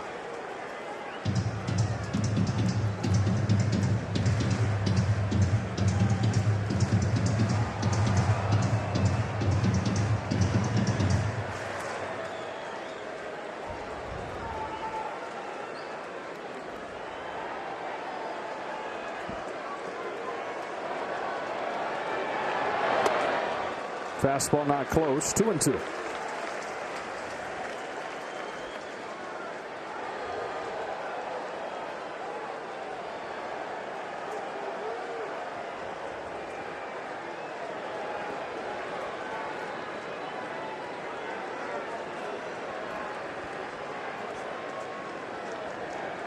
Buehler at first, 2 gone, and a 2-2 to Justin Turner. Got him swinging. 97 from Lance McCullers, who has 7 strikeouts over 5 shutout innings. A couple of doubles in the 3rd inning is what scratched that run for the Astros. And there really haven't been a lot of walks or a lot of hits by the Dodgers to put anything together against McCullers. So 1-0 to the top of the 6th, and Buehler with 5 strikeouts has the Dodgers and fans 5 strikeouts away from getting a jumbo jack tomorrow. Jack in the Box for the purchase of a large drink. 4, 5, and 6 coming up. It's Yordan Alvarez to lead off. Phil Bickford warming. Buehler has completed 6 innings in all but one of his 22 starts this year. One of his 21 starts this year. Bickford ready to go as soon as things get a little sideways in the 6th.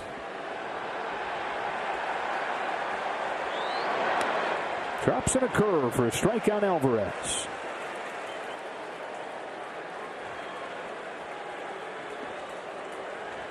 We have our 3rd trash can delay.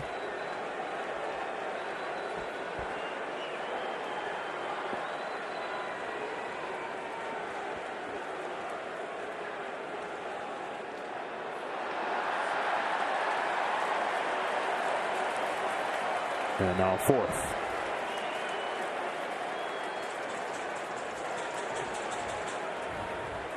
Be at Dodger Stadium Friday when the Dodgers host the Angels, and stay after the game for Friday night fireworks presented by Q-Cells. Now you can experience another great view of the pyro display from newly designed Center Field Plaza. For tickets, go to Dodgers.com/promotions.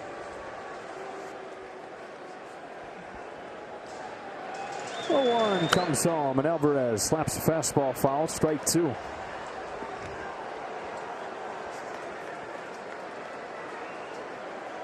Buehler, who wasn't on the World Series roster in 2017, started the next year in AAA, full-time big leaguer the following year.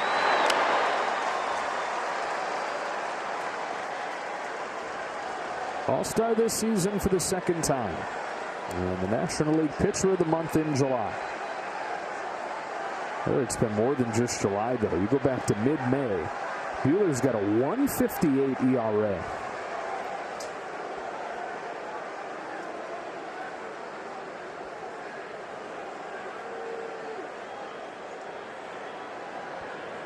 Deals an 0-2.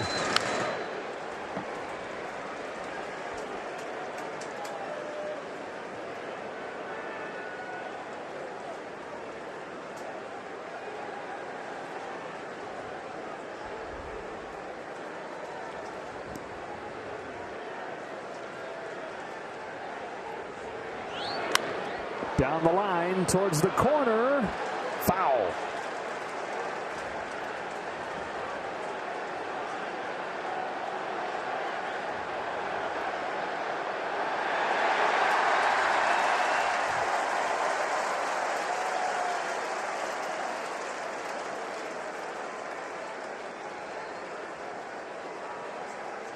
Every time an Astro fouls the ball into the stands, it seems to find its way back to the field. It's only almost becoming a rhythm. Tries again to put Alvarez away, but an 0-2 and another foul ball. This is yet another one of those guys who is one of the best in the league with 2 strikes. It's quite a combo when you hit for the amount of power he does, and he is hard to strike out as he is. Former unanimous Rookie of the Year in 2019. Took a changeup this time, and it's 1-2. Second plate appearance of his major league career. Based on a guy that had a good changeup, waited until he got one, and drilled it the other way for a homer. His teammates blown away by it, obviously, to the point where they said that was the moment when they knew that this kid that was tearing it up in the minors was for real. 2 plate appearances into his big league impression, and he didn't stop there. 27 home runs in 87 games as a rookie. The highest OPS by a rookie in big league history. Missed pretty much all last year with knee issues. 2 balls, 2 strikes.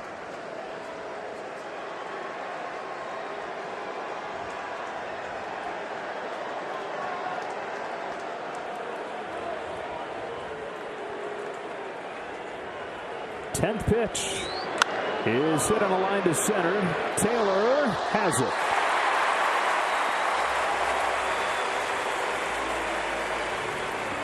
Took him 10 pitches, but he gets the first out. First baseman, Diaz. Here comes Mark Pryor before Lednish Diaz hits. And as Pryor visits, a word from Land Rover.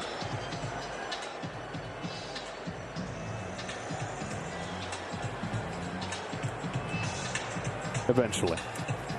Not quite yet. Just a tease. Buehler last went over 100 pitches in June. Shown as many as 113 in a game this year. Phil Beckford was throwing in earnest, but the catcher wasn't really down yet. Now they're giving it a little time to get Victor Gonzalez going. So that visit from Mark Pryor was a little bit for Buehler, but mostly for the pen.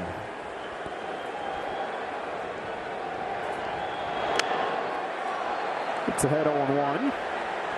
Well, after Diaz, lefty, and Tucker and Garcia.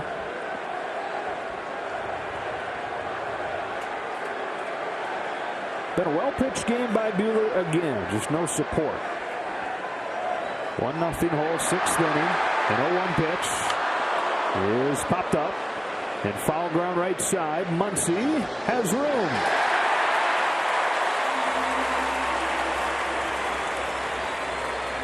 Always a little more tiptoeing over there by the opposing team's dugout. You're not going to get any help. They'll move away from the rail. They'll even tell you heads up while you still have room.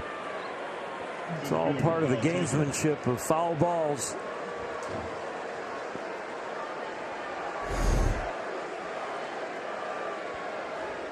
I played for a manager that was really good at yelling at the opposing team as they come close to the dugout. Shocker.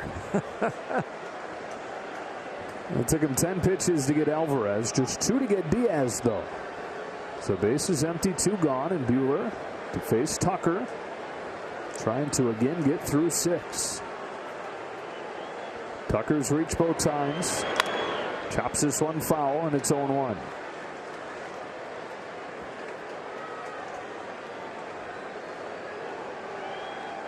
Like we talked about, not quite as efficient, hasn't quite had the command we've seen, but still 5 2/3, just 1 run. The Astros strung together doubles in the 3rd. He's not tired at 105 pitches. I know that. With this atmosphere and his body and the shape he's in now at this point in the season, as far as being stretched out, the only time he'll feel this outing is maybe tomorrow. That if it was a little bit more exertion than he's used to. Something he prides himself on, right? Having his body in great shape, being very strong, pound for pound, one of the strongest guys on the team. Gets ahead of Tucker, 1-2.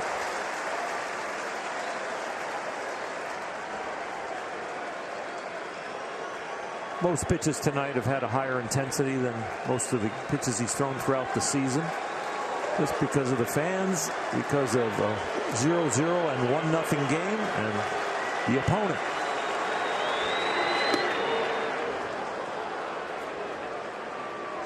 So that extra ballistic stretch to lots of different parts of your body. You might feel it tomorrow, but right now it makes you feel loose and you want to keep going.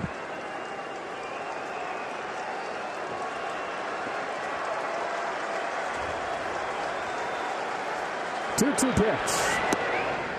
Change up. Full count.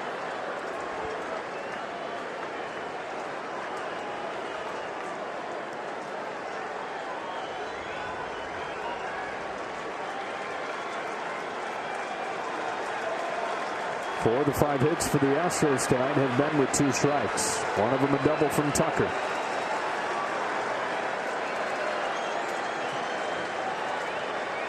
Back of your mind, you know this could be your last batter. And you want to have a shot at a W. The only way you have a shot is you're the one on the mound when the team walks in the dugout. Big pitch for Walker in his mind.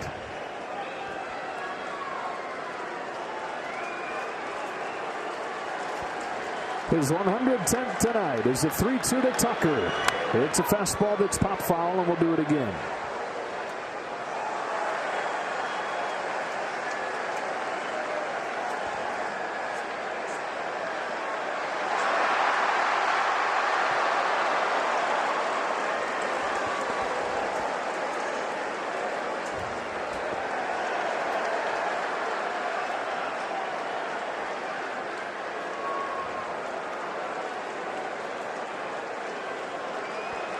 3-2.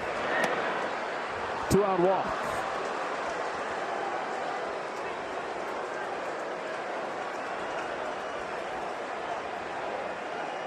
So Tucker has reached all 3 times. Mark Pryor and Dave Roberts chatting as the left-handed batting and light-hitting Robel Garcia comes up.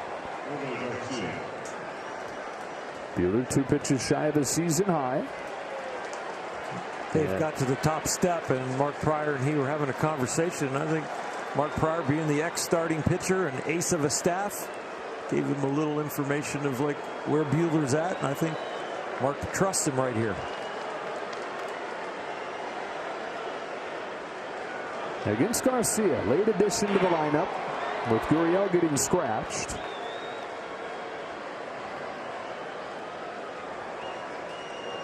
.165 hitter, 1 home run this year.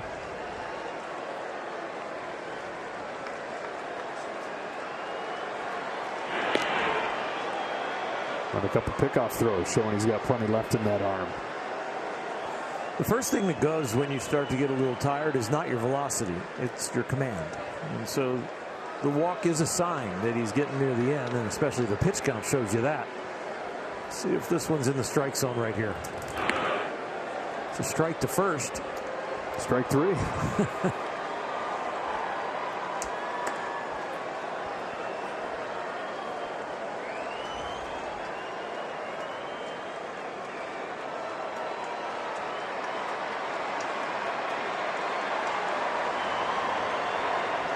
Here he comes home with strike 1.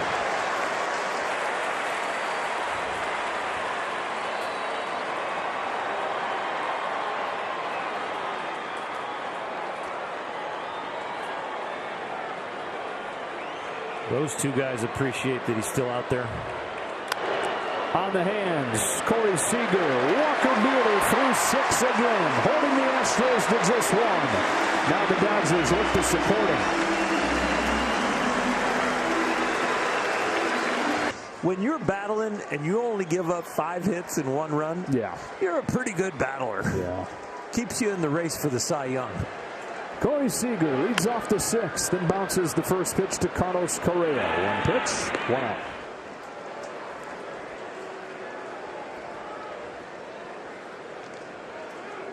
So Buehler now 6+ innings in 21 of his 22 starts this year. Matches the season high with those 113 pitches. And given some offense, this would be just a unabashed great start. This is colored by the 0 on the Dodger offensive line. He worked at the level of a complete game, and the only thing that kept him from going deeper and this being a shutout was a little bit of command. But as far as the velocity brought to the game, the movement he brought to the game, the pitch selection and the scouting report and how they executed, they did great.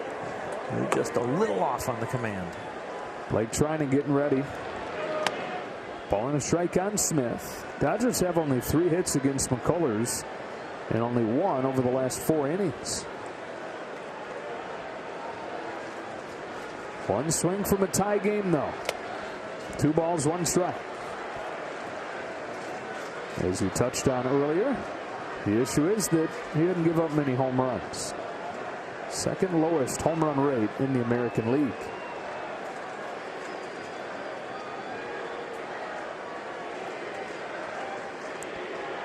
'27-year-old righty from Tampa, Florida, fires a 2-1, and Smith watches ball 3.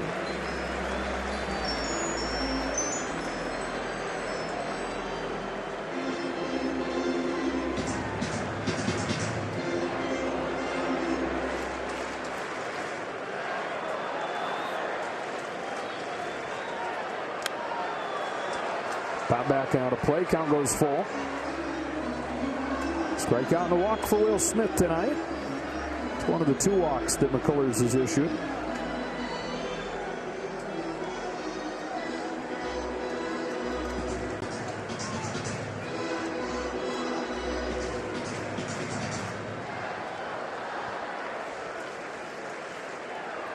On a payoff, Smith swings and misses, strike 3.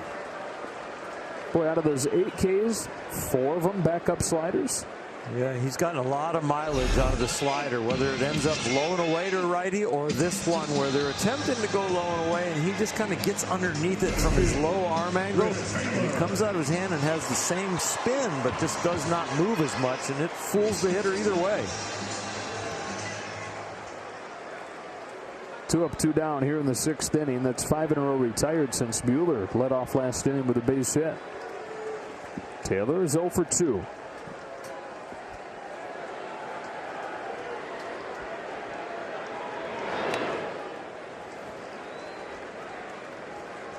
Lance McCullers, who started Game 3 of the World Series and won it.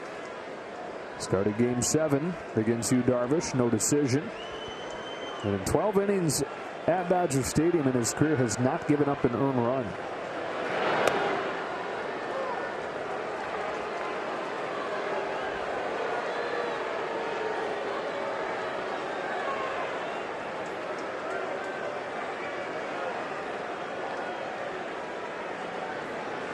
Here's 1-1. Is lifted to left field. They've got it off the end of the bat. Alvarez puts it away. Dodgers down in order in the 6th, down 1-0. Astros up 1-0 to the 7th inning we go. Who's in, who's out? Brought to you by In-N-Out. After Buehler goes 6, here's Blake Trinan.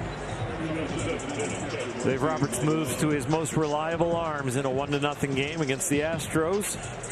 And the Dodger Stadium with a packed house and a must-win kind of game that the Dodgers are feeling like they have built a launching pad coming out of the last series, an off day. Now 2 games against the Astros, an off day, and then continue on with the season. They are looking to string some wins together, and Blake Trinan is the guy to keep this game close.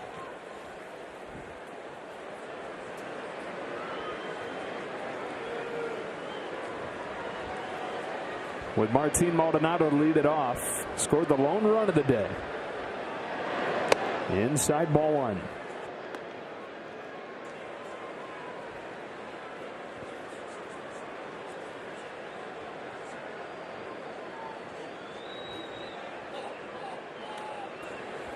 Here's a 1-0. Chopper to third for Turner. They'll get Maldonado. 1 away in the 7th. Remember that word from Land Rover I promised you earlier? Here it is.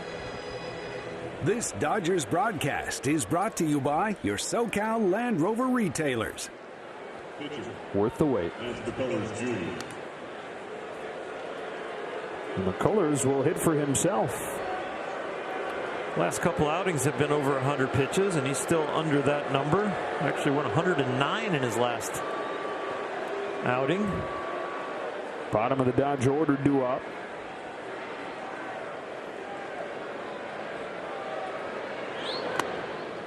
Filthy. Unfair to a pitcher.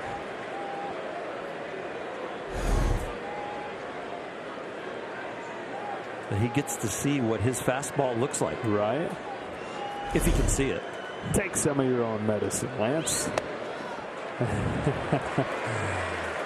Few miles an hour harder at 99 than his 96, 97, but same type of movement. Maybe gets to see what his slider looks like.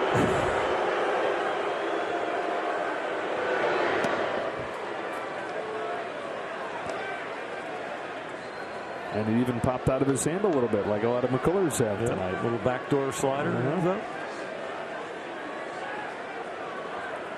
Similar stuff from a similar arm angle. Wow. 99 with loads of movement.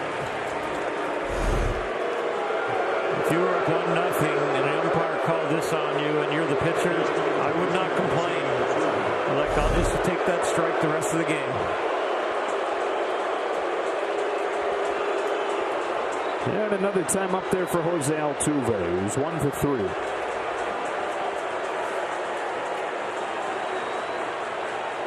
He has been bathed in booze.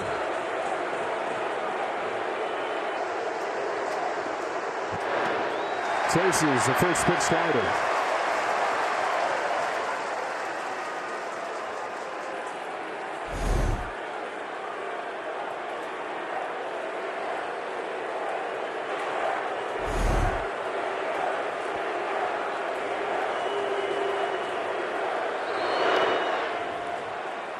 Threw it again. This one in the dirt, though. It's 1-1.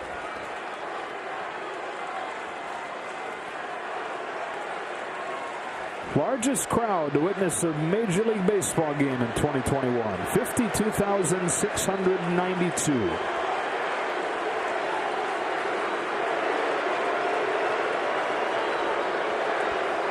On a 1-1 from Trinan, Altuve slashes a base hit into right center. His second knock tonight. Altuve's season really took off in early May. The Astros were in New York, with Yankees fans having their first chance to greet these guys since the sign-stealing unveiling, and really turned his season around, hitting a game-winning home run in the 8th inning there while he was here in a similar reception. He hadn't stopped hitting since.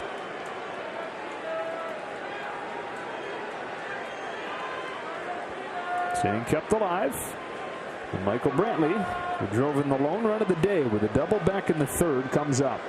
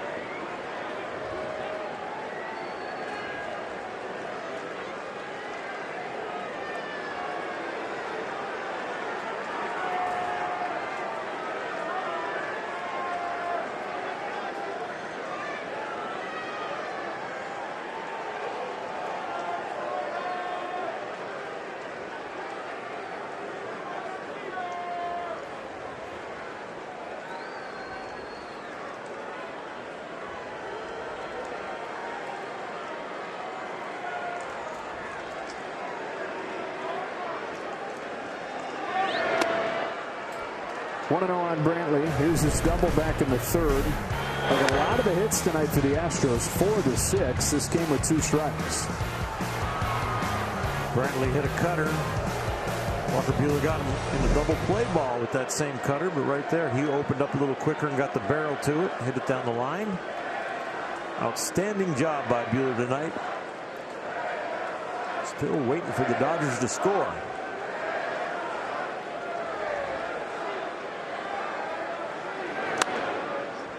One and one.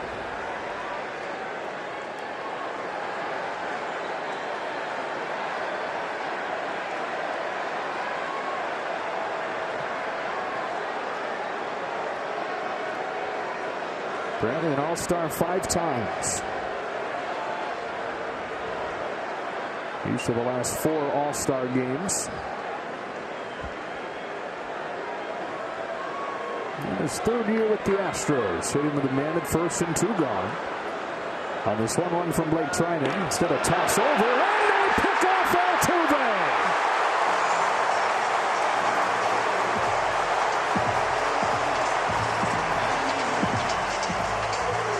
They're saying, hold on, Astros want to take a look.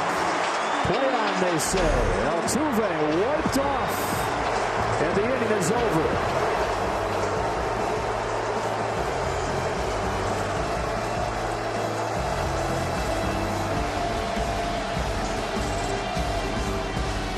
Astros 1, Dodgers nothing. Bottom of the 7th. Riveting stuff tonight in L.A. Intense, gripping, tight. Lone run coming in the 3rd. Bellinger leads it off against Lance McCullers. His 95th pitch misses away. Ball 1. Bellinger has one of the 3 Dodger hits. It was an infield single in the 2nd. And then he just missed a mistake and flied to center. Cuts and misses here, 1-1.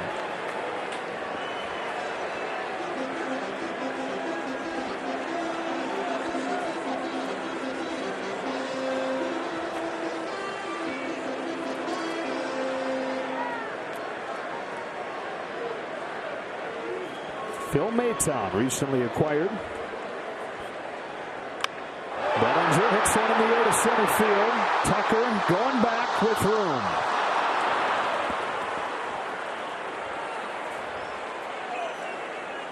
Shakey's Pizza is celebrating our educators with a Spectrum Sports Educators Sweepstakes. 8 lucky winners will receive a $50 gift certificate from Shakey's Pizza, plus a virtual teaching kit. Enter online at spectrumeducator.com for your chance to win.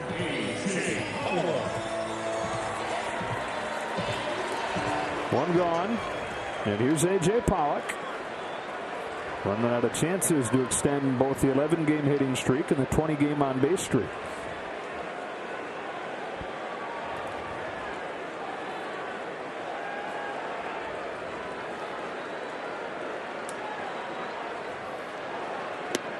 One and 0. Pitcher's spot is next, and Matt Beatty's in the on-deck circle. Jimmy Nelson getting ready to go for the Dodgers after the scoreless 7th from Trinan. Pollock shoots one off McCullers, ricochets to Garcia, who throws late, and it gets by. Tying run into scoring position with one away in the 7th.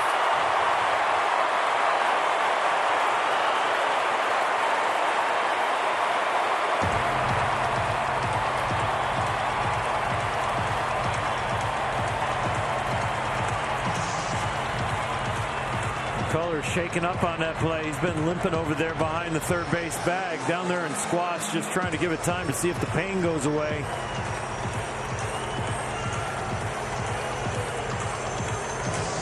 Earlier in the game, Walker Buehler hit one right up the middle. Well, here A.J. Pollock scorches one right up the middle, right off his left ankle.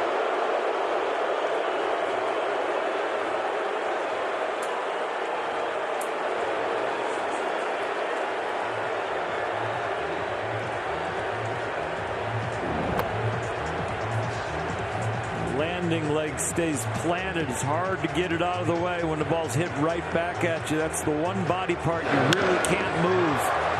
Those spikes are embedded into the mound. Your weight's on it, and if you're going to get hit and it's headed there, you're not going to be able to get out of the way.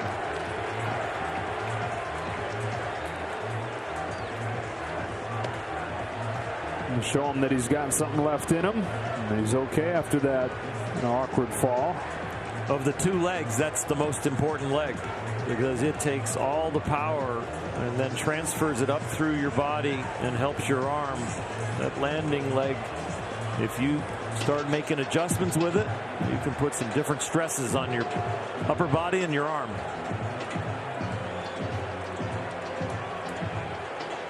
Blake Taylor, Phil Maton, both ready.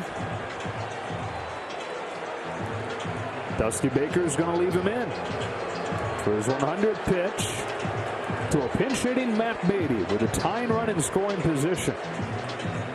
And the Dodgers have had some chances tonight, but they've gone 0 for 11 with 4 strikeouts with men on base.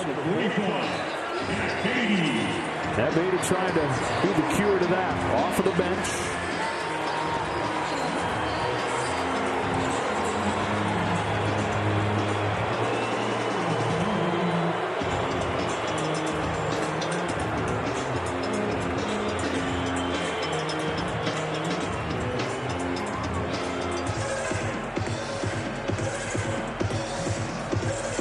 So Pollock extends both streaks. That was officially a base hit and then an E5 on the throw. He's reaching 21 in a row and has a hit in 12 straight.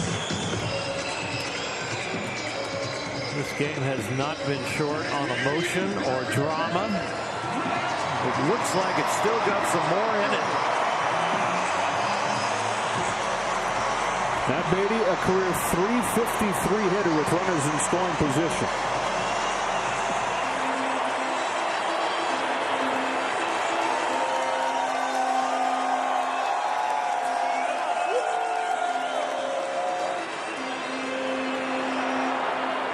Crowd has been electric since about 5 o'clock today when the gates open. Looking for a reason to explode. Strike one on Beatty.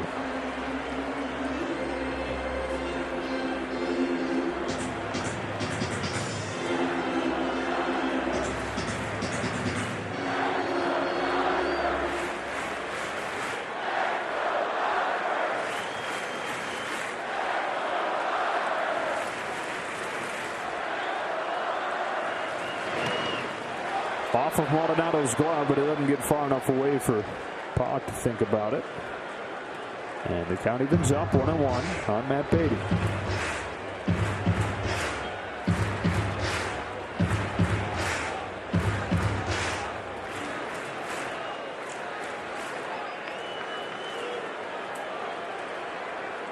In front of the biggest crowd at a baseball game this year. Tying run in scoring position. One gone in the 7th. A 1-1 pitch to Matt Beatty. Swing and a miss. Back foot in the breaking pitch. 1-2. First time through the order, the Dodgers had to see how much he was going to throw the breaking stuff, especially the slider. Matt Beatty being the 27th plate appearance of the game, he has seen how much he has thrown that. He wasn't on it. It wasn't on the first one, but he can expect it.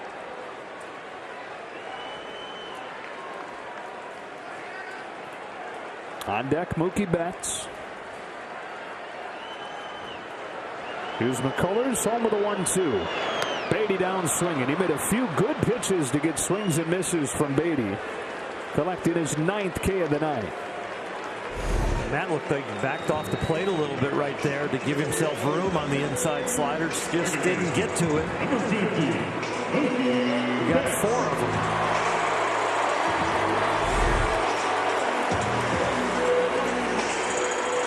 Off to Mookie Betts with 2 gone. Started the game with a single. He's since flied to center and struck out looking. Dusty Baker sticking with Lance McCullers. Betts and the Dodgers hoping it's one hitter too late.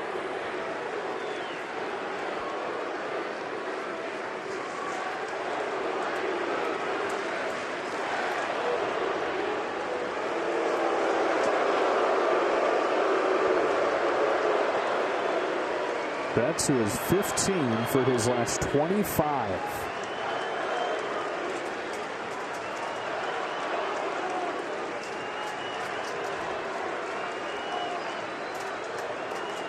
Having trouble getting on the same page. If Maldonado sits away, it's probably slider. If he sits in, it's probably fastball. McCullers has not really dotted the fastball away to righties very much. He's pretty much pulled it. Slider away and a good one.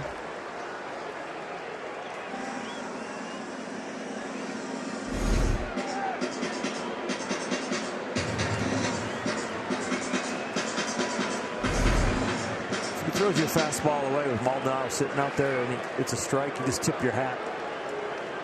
He has not thrown enough of them for strikes out there to look heater.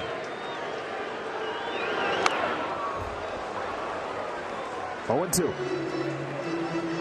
That was one of the better hanging sliders to hit.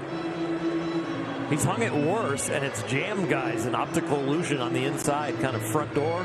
But that one was a legitimate hanger.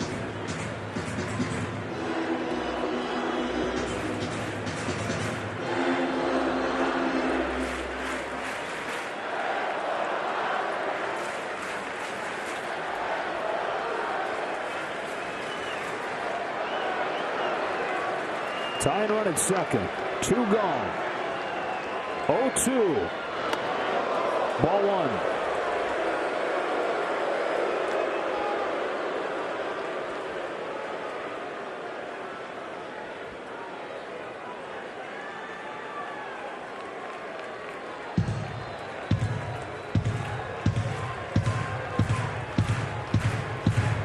That was the show me pitch. Here comes the slider that they're 1 for 12 on.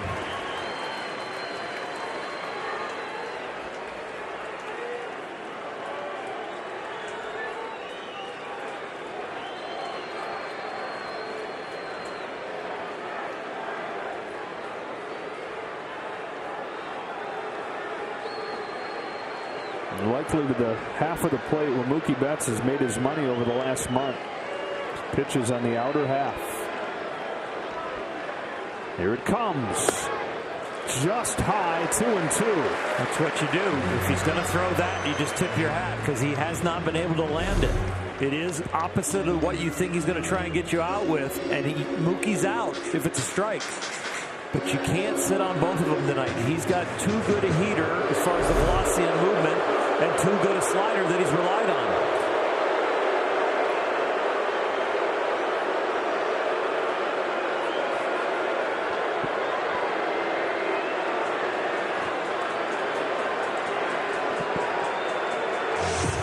So loud here. Got to get as close as they can to hear each other.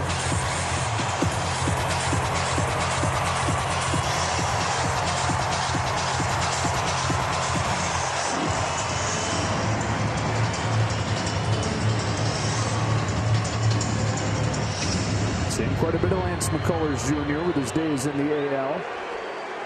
I've seen him well. The 2-2 pitch.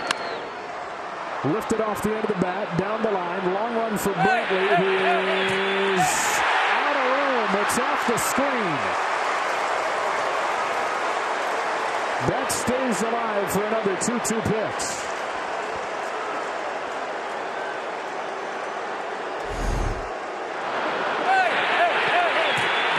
Great effort, and wow, he just missed the pole. That was dangerous. Ball actually hits the brakes there. Brantley's wrist is okay.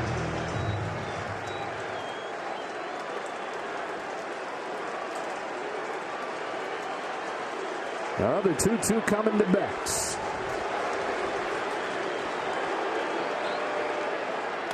He's worked the count full.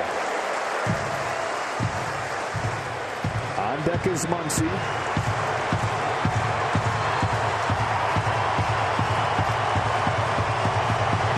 $52,000 plus standing. He takes the walk.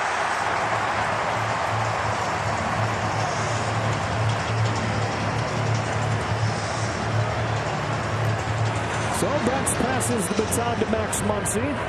That'll do it for Lance McCullers, as Dusty Baker makes the walk out of the Astros dugout. Dodgers have him at first and second. Down 1-0 in the 7th inning. We'll crack through to the bullpen.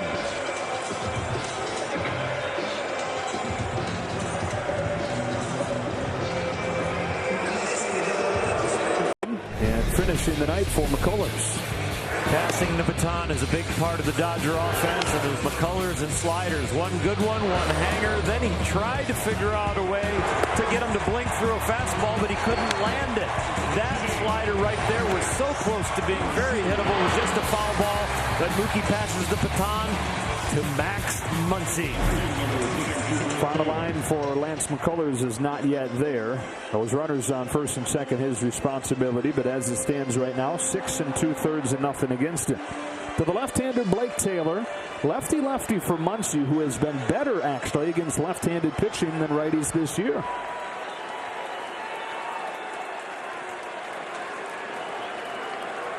Now, Taylor has had a good season, has gotten roughed up his last 2 times out. 2 on, 2 out, and a 1-0 game in the 7th. Muncy takes a ball. Good stop by Maldonado. 1-0.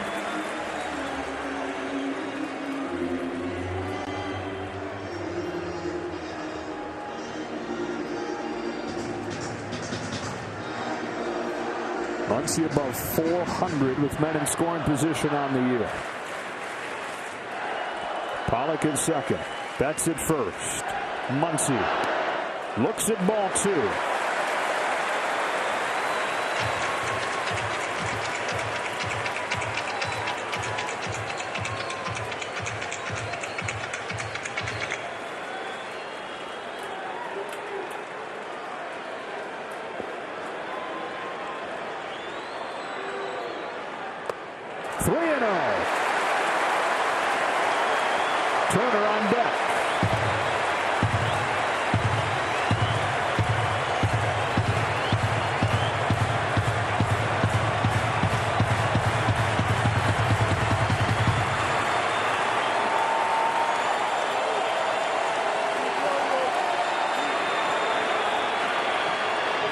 A 3-0 green light and a wicked rip and a miss. Strike one.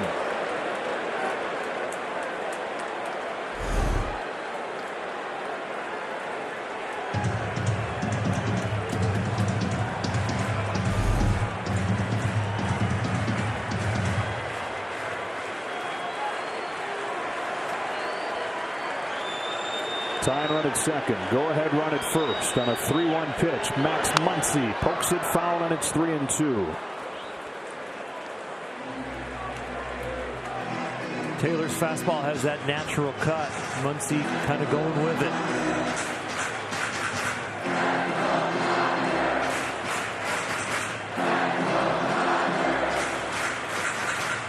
They'll be moving with a pitch.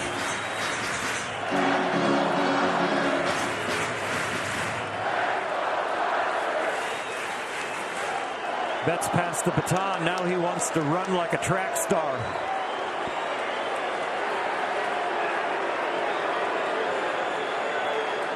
Can Muncy fire the gun? Exactly. The Olympics have started and track and field is working, and it's right here in this ballpark possibly. There they go. Here it comes. Muncy down the line. Foul. Nice catch.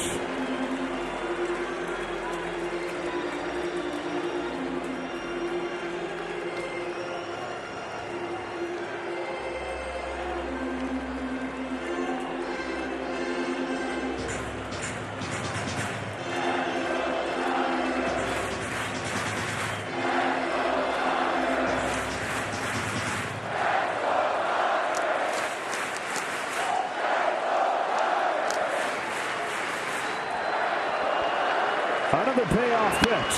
Another foul ball.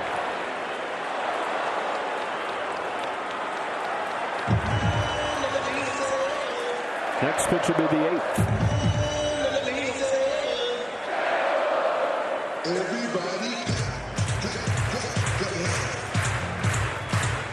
Max a little upset with himself for swinging at that pitch. He knew it was ball 4, but he can turn the page quickly.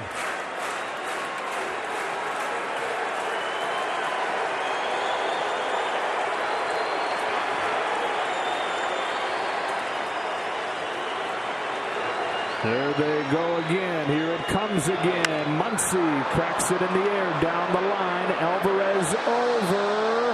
Out of room.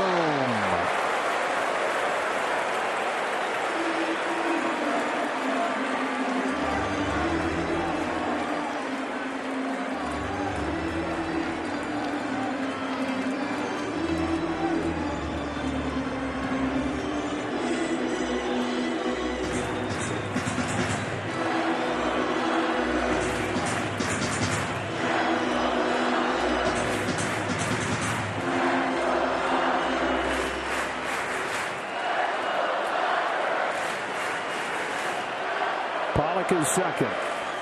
Betts at first. On the 9th pitch, Max Muncy can't lay off. The inning is over. He chases what would have been ball 4, and after 7, it's 1-0. The majors and homers and extra base hits. Scheduled to pitch tomorrow, so it doesn't look like he'll line up to pitch against the Dodgers, but he'll be in the lineup the whole weekend. Astros in front of the Dodgers 1-0. Getting a run in the 3rd against Walker Buehler. And it's Victor Gonzalez. Has not been able to duplicate the success from his rookie season last year, but somebody they're still having to rely on late in games and hoping he can put up a 0 here, keep him right there. What I love about this crowd and the situation for Victor, that it'll be easy and it might just shock him back into some of that elite stuff and command that he had last year.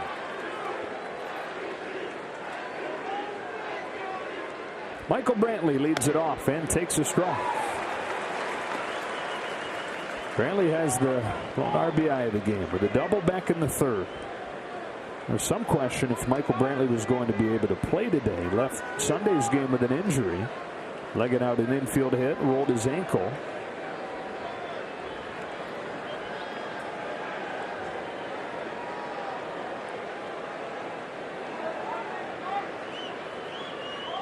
Gonzalez delivers 0-1.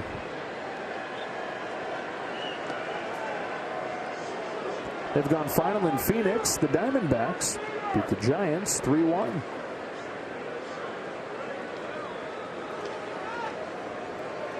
Three out with a chance to get to 2.5.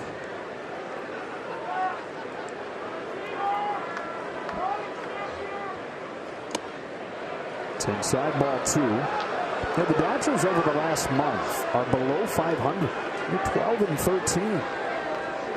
But right there, I mean, we've been talking all year about the Giants. When are they going to fade? When are they going to not be so hot? Well, they really haven't been hot over the last month. It's just the Dodgers have not been very good either.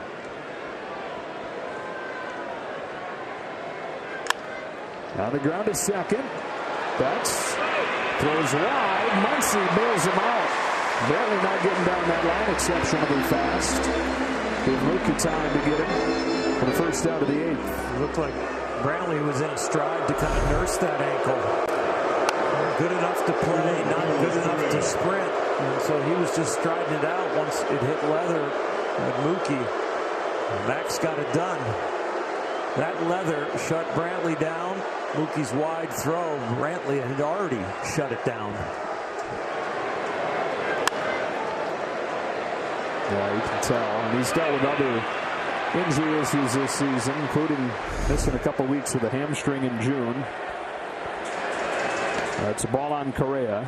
But again, just back to the discussion about the division. While it seems like the Giants just won't lose and won't fade, if the Dodgers take care of their own business at the rate the Giants have gone at for the last month plus, Dodgers are going to find themselves where they hoped they would be.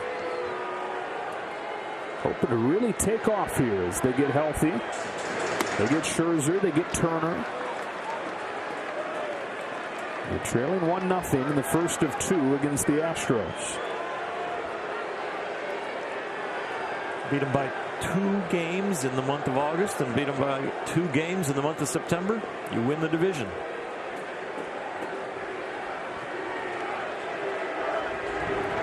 To Correa. San Diego won tonight, or is winning tonight, 8-1 in Oakland. Bigger story for them right now, though, is that they've started to talk about potentially season-ending shoulder surgery for Tatis.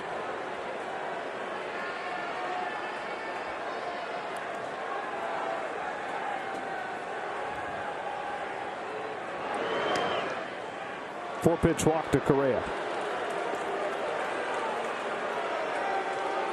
On Monday, August 16th, when the Dodgers take on the Pittsburgh Pirates, the first 40,000 of fans in attendance will receive a zip-up hooded sweatshirt courtesy of Bank of America.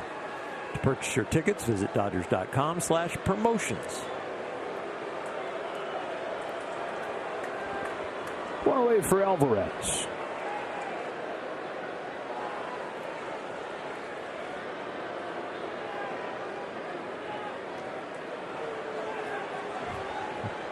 Acquired in a trade at the deadline in 2017 for Josh Fields. Strike one from Gonzalez. Story goes that the old GM of the Astros, Jeff Luhnow, was talking to Farhan Zaidi, and they're talking about Fields. Dodgers wanted Fields, and they were discussing players to go back. And Luhnow said, "How about the Cuban player, Alvarez?" And Zaidi said, "No chance of getting Yadier Alvarez." That is crushed to right. Yordan with a 2-run home run. Luhnow didn't want Yadier Alvarez. He wanted Yordan, who's become one of the top hitters in baseball, and he's made it 3-0. 115-mile-per-hour home run, his 20th of the year. It reminds me a little of David Ortiz. Personality is not that dynamic yet, but the swing is. And the personality might open up if he keeps crushing balls like this.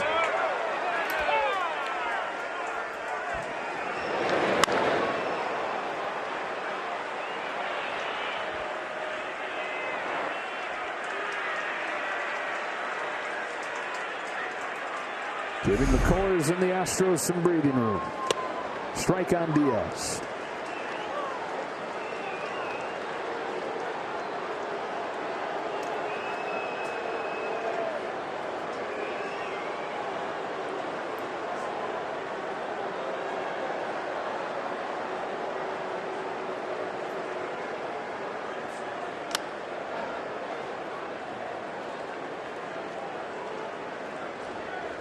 That's the third home run allowed by Gonzalez this year after not giving up any as a rookie.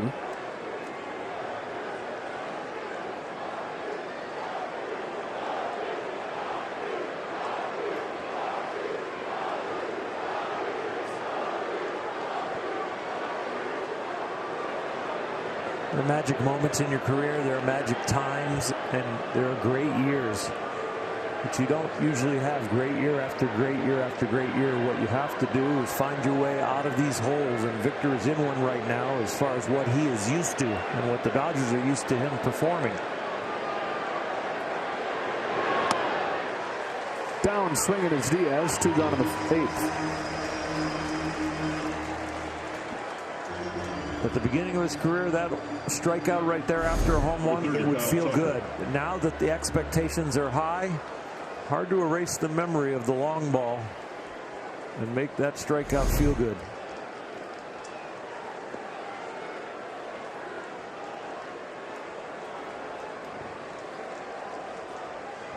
Kyle Tucker, who reached all 3 times against Walker Buehler. Double and a pair of walks.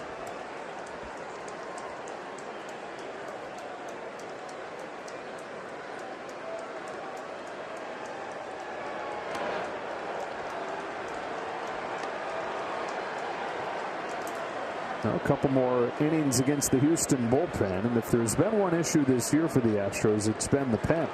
Very clearly was the thing they tried to address at the trade deadline.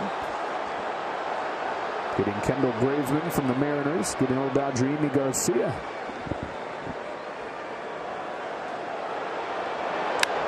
That's lifted down the line, hooking, and foul.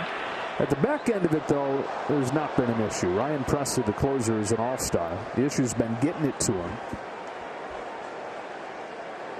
Only need 3 outs of a bridge to him from here.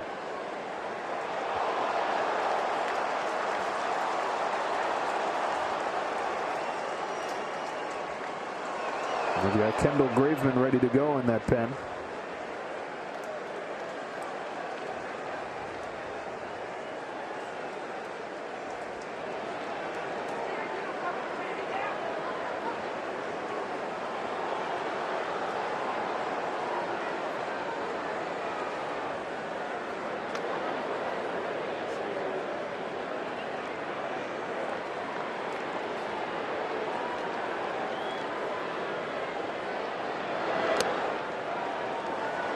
Two balls, 1 strike.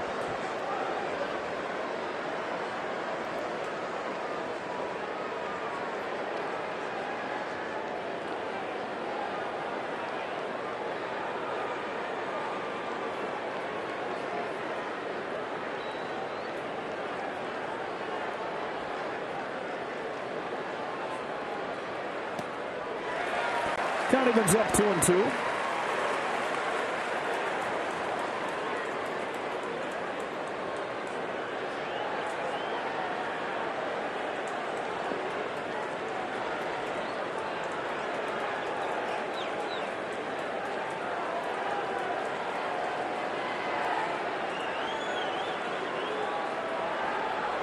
Here comes Gonzalez. Tucker pops it up.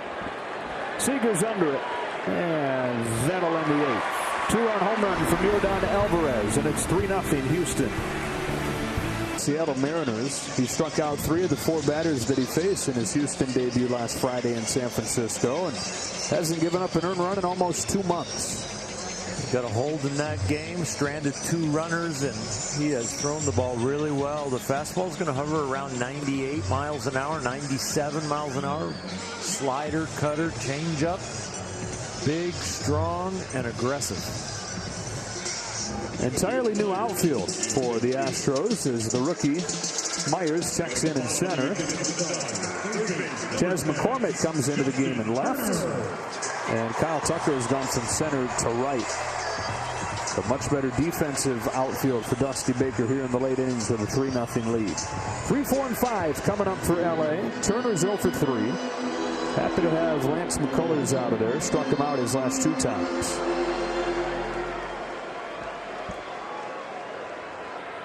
Can they find it late? As it stands now, It's another game where there's nothing in the middle. It's a big night or it's not much at all. Story of this offense for the season. No balls, 2 strikes.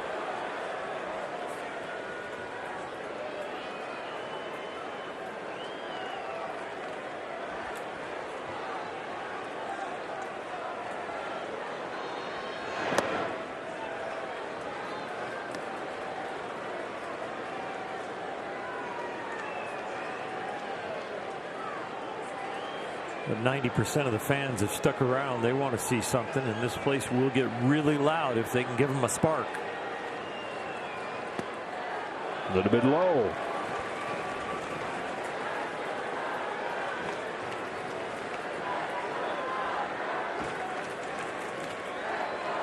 Seager and Smith to follow. 2-2 coming to Justin Turner. Is punched to the right side, leadoff base hit. Turns around 99. Opponents hitting 108 against that pitch this year. Turner just collected a single against it. Definitely looked like a planned approach to kind of just shoot it over here. You saw Justin just drop the head of the bat, keep the hands inside, and take a shot over there with some side spin. Grounder or line drive, they're both going to work. Beautiful piece of 2-strike hitting. Well, they've got 3 air. They've got 3 walks tonight. They've reached on an error. They have 5 hits, but 0 for 13 with men on base. Seager chased up, 0-1. Walked his first time and then twice has grounded into the shift. Almost carbon copies 6 at 4-3 bounce outs.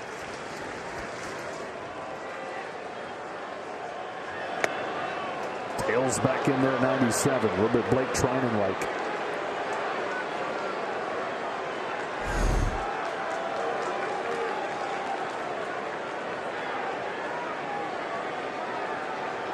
It's just a perfect pitch, no doubter. Yeah, and Seager down swinging. Graveman makes quick work of him for the first out of the 8th.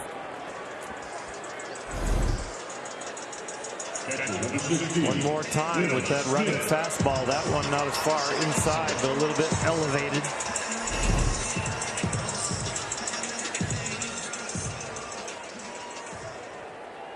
Tenth strikeout of a Dodger hitter tonight.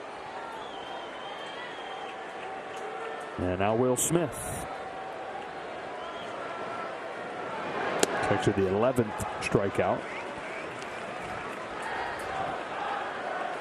9 from McCullers. 2 from the bullpen now. A walk and 2 of those Ks for Smith, who on a 1-0 pitch fouls it off. 1-1.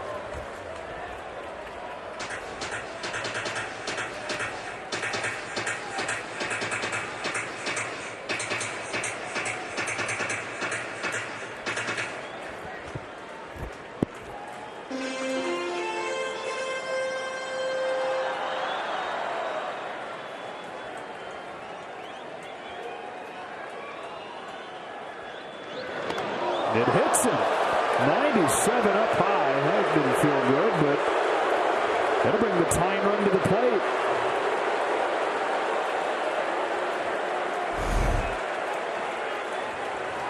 One just keeps running in right at his gut. Gets him just above the belt. That's going to sting. Catcher with no chest protector. Oh. That one burns.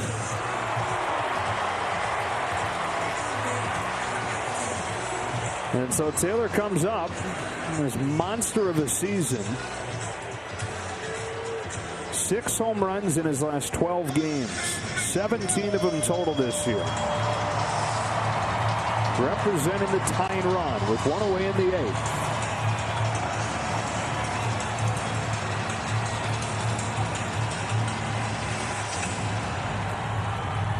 The fastball that starts on the outside corner but runs to the middle is something that Chris Taylor can definitely juice. Even if it runs a little bit farther inside than the middle, He's been turning on that ball very well. To the knees, strike one.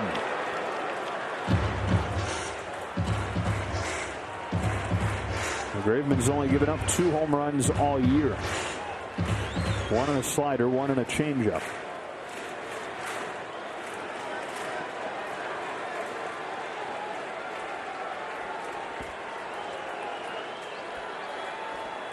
Two on, 1 out. Taylor punches one to first. Diaz goes to second, 1. Laid at first.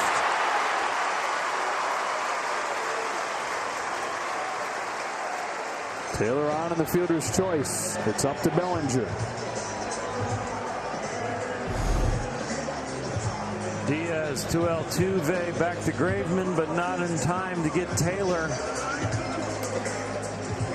Still have the tying run at the plate.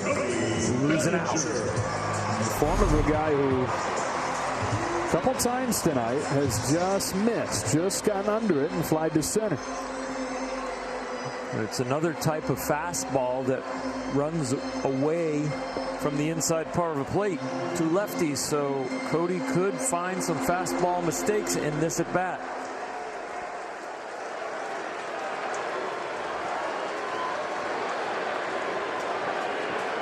First pitch. Strike one.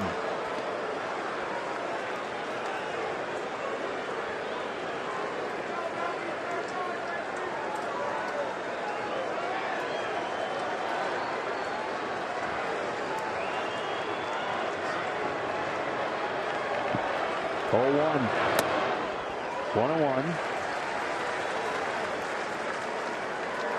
Astros with 1 in the third, 2 in the eighth. Dodgers have left 8 men on tonight. Got Turner at third and Taylor at first.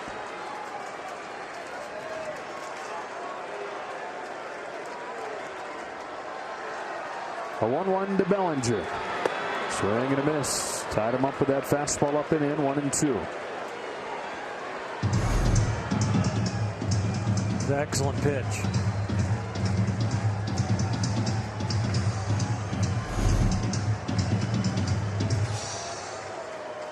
He can stay there, go a little higher up the ladder, or you can go with a back foot breaking ball. Stuck with a fastball. Bellinger got a piece to stay alive.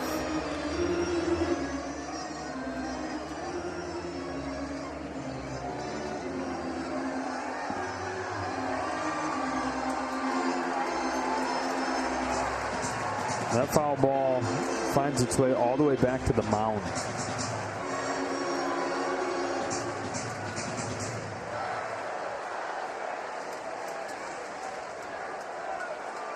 A unique night, to say the least.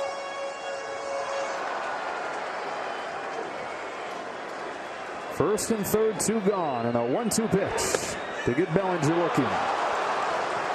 Dodgers have left 10 on and trail 3-0 after 8.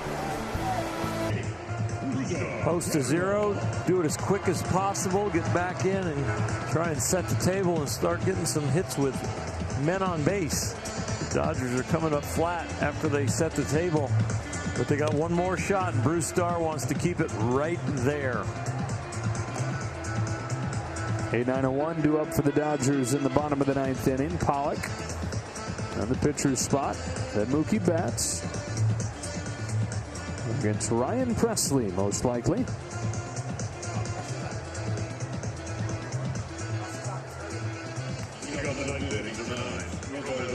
Actually, Ryan Stanek, my apologies. Presley on paternity leave. So Ryan Stanek warming in the Astros bullpen.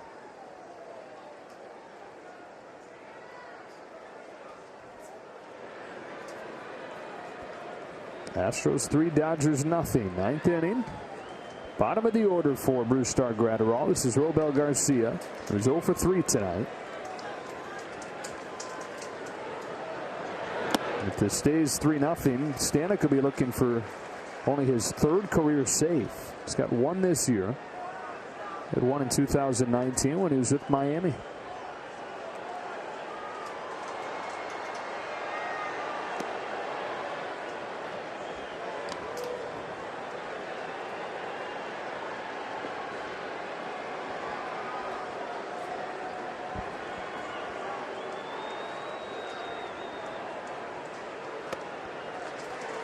cut and a miss at 101, and it's 1-2.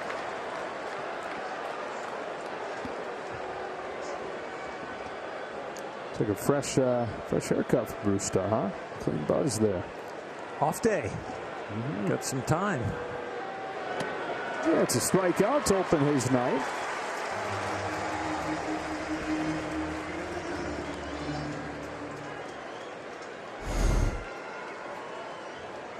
Nice little disappearing slider.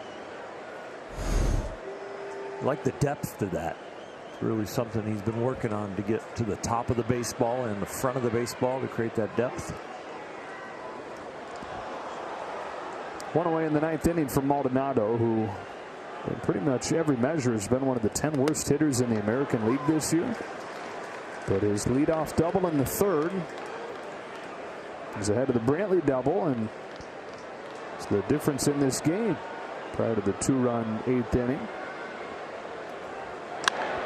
Lifts one in the air to right center field. Over Bellinger and off the top of the wall.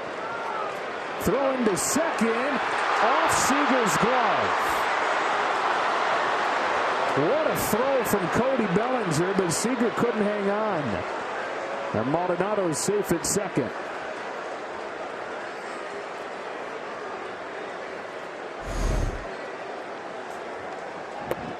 Left fielder number 20. Good swing, powerful, and right out there. Cody Bellinger used his wheels to get to it as quickly as possible, and wow, what a throw. I don't know what happened to Corey Seager at second base. If all of a sudden it hits the heel of his glove, but that is a strong and accurate throw. He just missed it.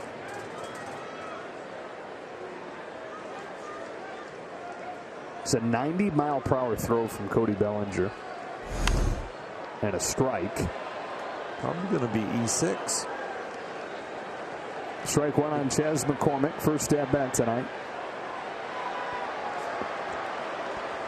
Came on as one of the defensive moves for Dusty Baker in the bottom of the eighth inning.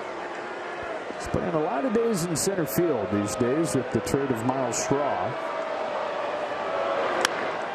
Corks this one on a line to left for A.J. Pollock, and out number 2.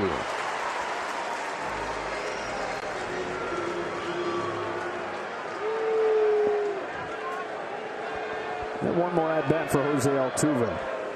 Number 27, Jose Altuve.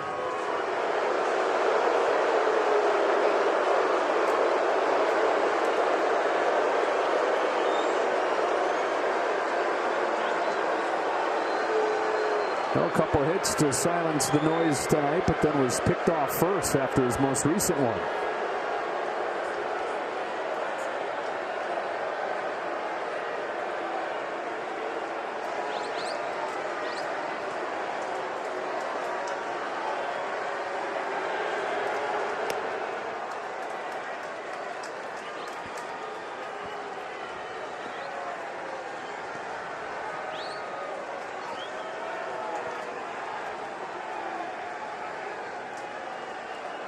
They're going to put Altuve on. And why not? With the rookie Jake Myers on deck. Altuve is being intentionally walked. We have center fielder number 6, Jake Myers. Myers made his big league debut on Sunday and struck out for the last out of the game.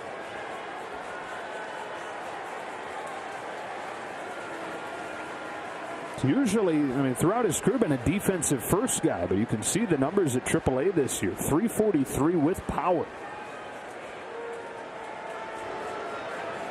2 on, 2 out. Gratterall deals. That's strike one. Ken Pollock, a pinch hitter, and Betts in the ninth. With no Ryan Presley available.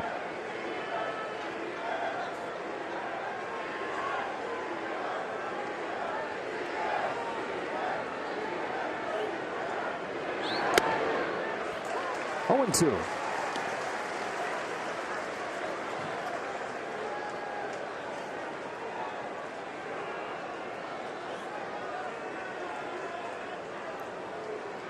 Probably didn't see a lot of 101-mile-an-hour fastballs in the minors.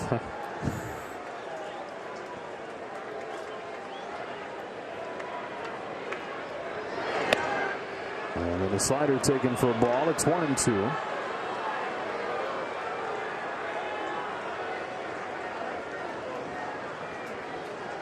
Gratterall trying to make Seager's drop with Bellinger's perfect throw more easily forgotten.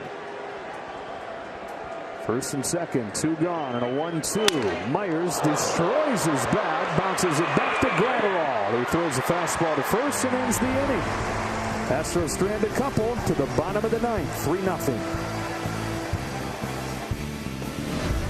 Presley on paternity leave. It's Ryan Stanek who has just 2 career saves on in this 3-0 game. He's definitely the hardest thrower coming out of their bullpen. He's going to be close to Blake Treinen's velocity, right around 98, 99 miles an hour at times. He's got a little breaking ball. It's a slider. And then he's got a split finger if he wants to change speeds on you. But it's not that big a change speed. It's about 8-9 miles an hour with that splitter. So it'll probably act a little bit more like a 2-seamer. As you can see, though, walks have been an issue. Comes on to face A.J. Pollock. Then it looks like it's going to be Billy McKinney hitting for the pitcher. Before it turns around to the top of the order, Mookie Betts. Matt Beatty already used off of the bench from the left side. And then you're looking at McKinney on deck.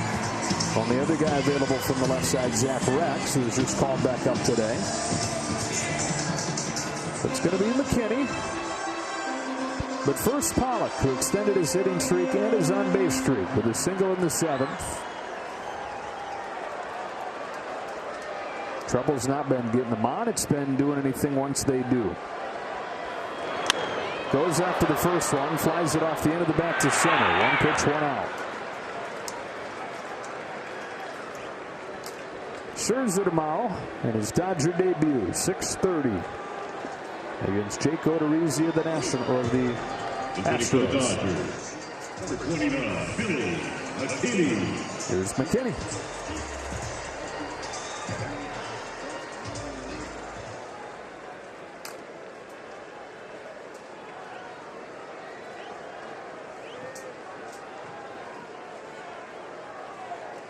Needed a 9th inning rally to avoid another missed opportunity to gain a game on the Giants. Shut down by Madison Bumgarner earlier tonight.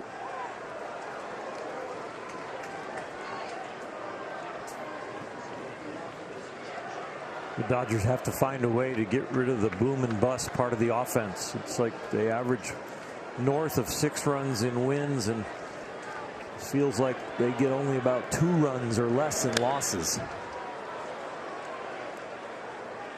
If they could just get to that magic number 4 with this pitching staff, they could win a majority of their games. They'd probably play about 800 ball.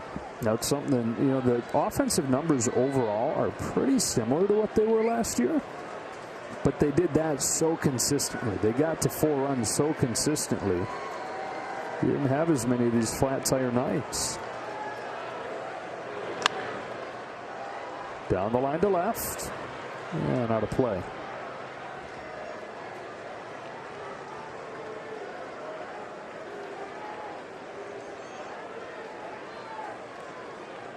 Top of the order after McKinney.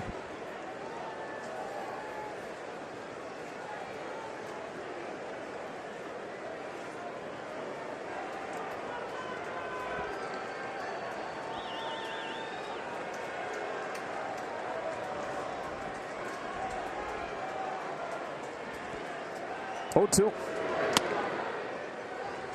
Ball 1.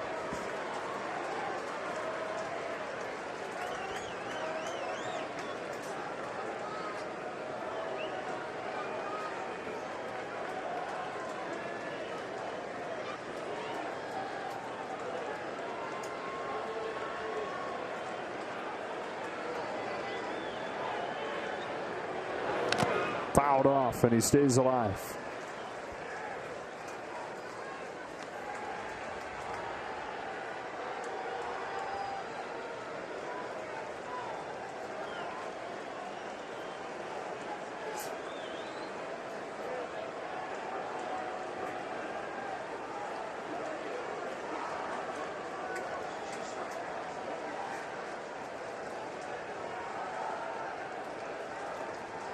One ball, two strikes on Billy McKinney. Ryan Stanek comes home, and McKinney checks his swing. Ball two.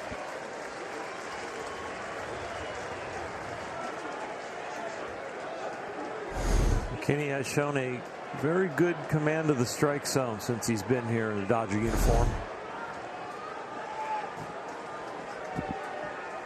One of the main things that made you feel good about him, have him on the team, that you can put him up in situations like this and he can give you a battle.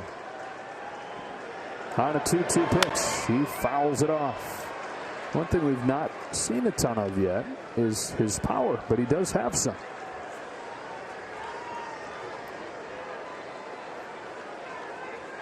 Hit 8 home runs between the Brewers and the Mets before coming to LA this year. One competitor to another.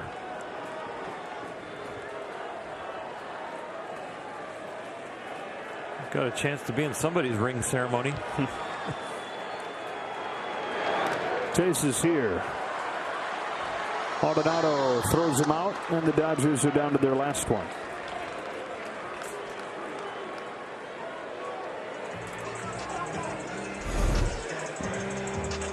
Second baseman, number 50. Breaking ball just goes straight down.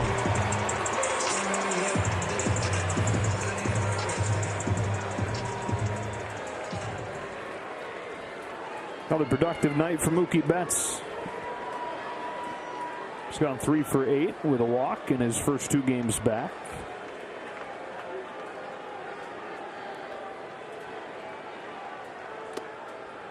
Takes ball one.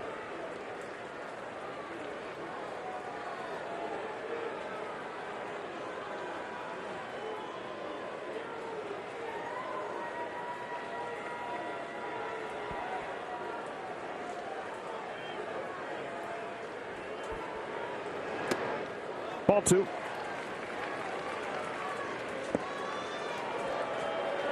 Maldonado going to tell him that he's taken all the way. Mookie playing the game all the way to the end. Looked like he was going to take the first pitch no matter what. He knows they need to build the inning with 2 outs. Even if he hits a line drive and makes a good swing, if it's at somebody, it's an out. Look for the free pass.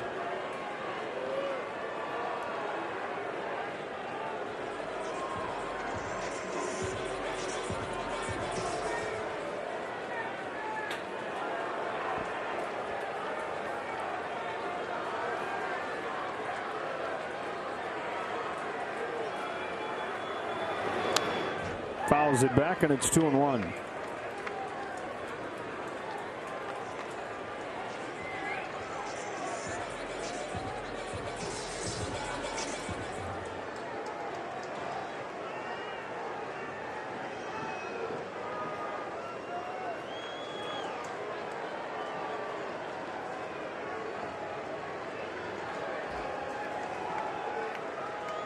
Stanek deals, and Betts pops it up.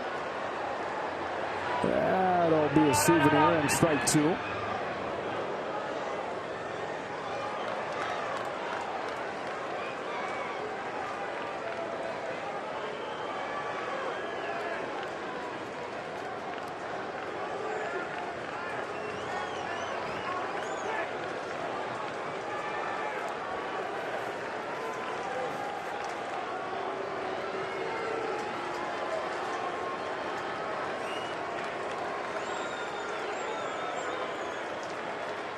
Stanek fires, and Betts, it's a grounder up the middle. Altuve waiting on it. Ends this one. Astros 3, Dodgers nothing. An emotional night. The fans got to vent. The Dodgers didn't find the W, but they will look tomorrow for one. As Max Scherzer makes his Dodger debut against Jake Odorizzi of the Houston Astros.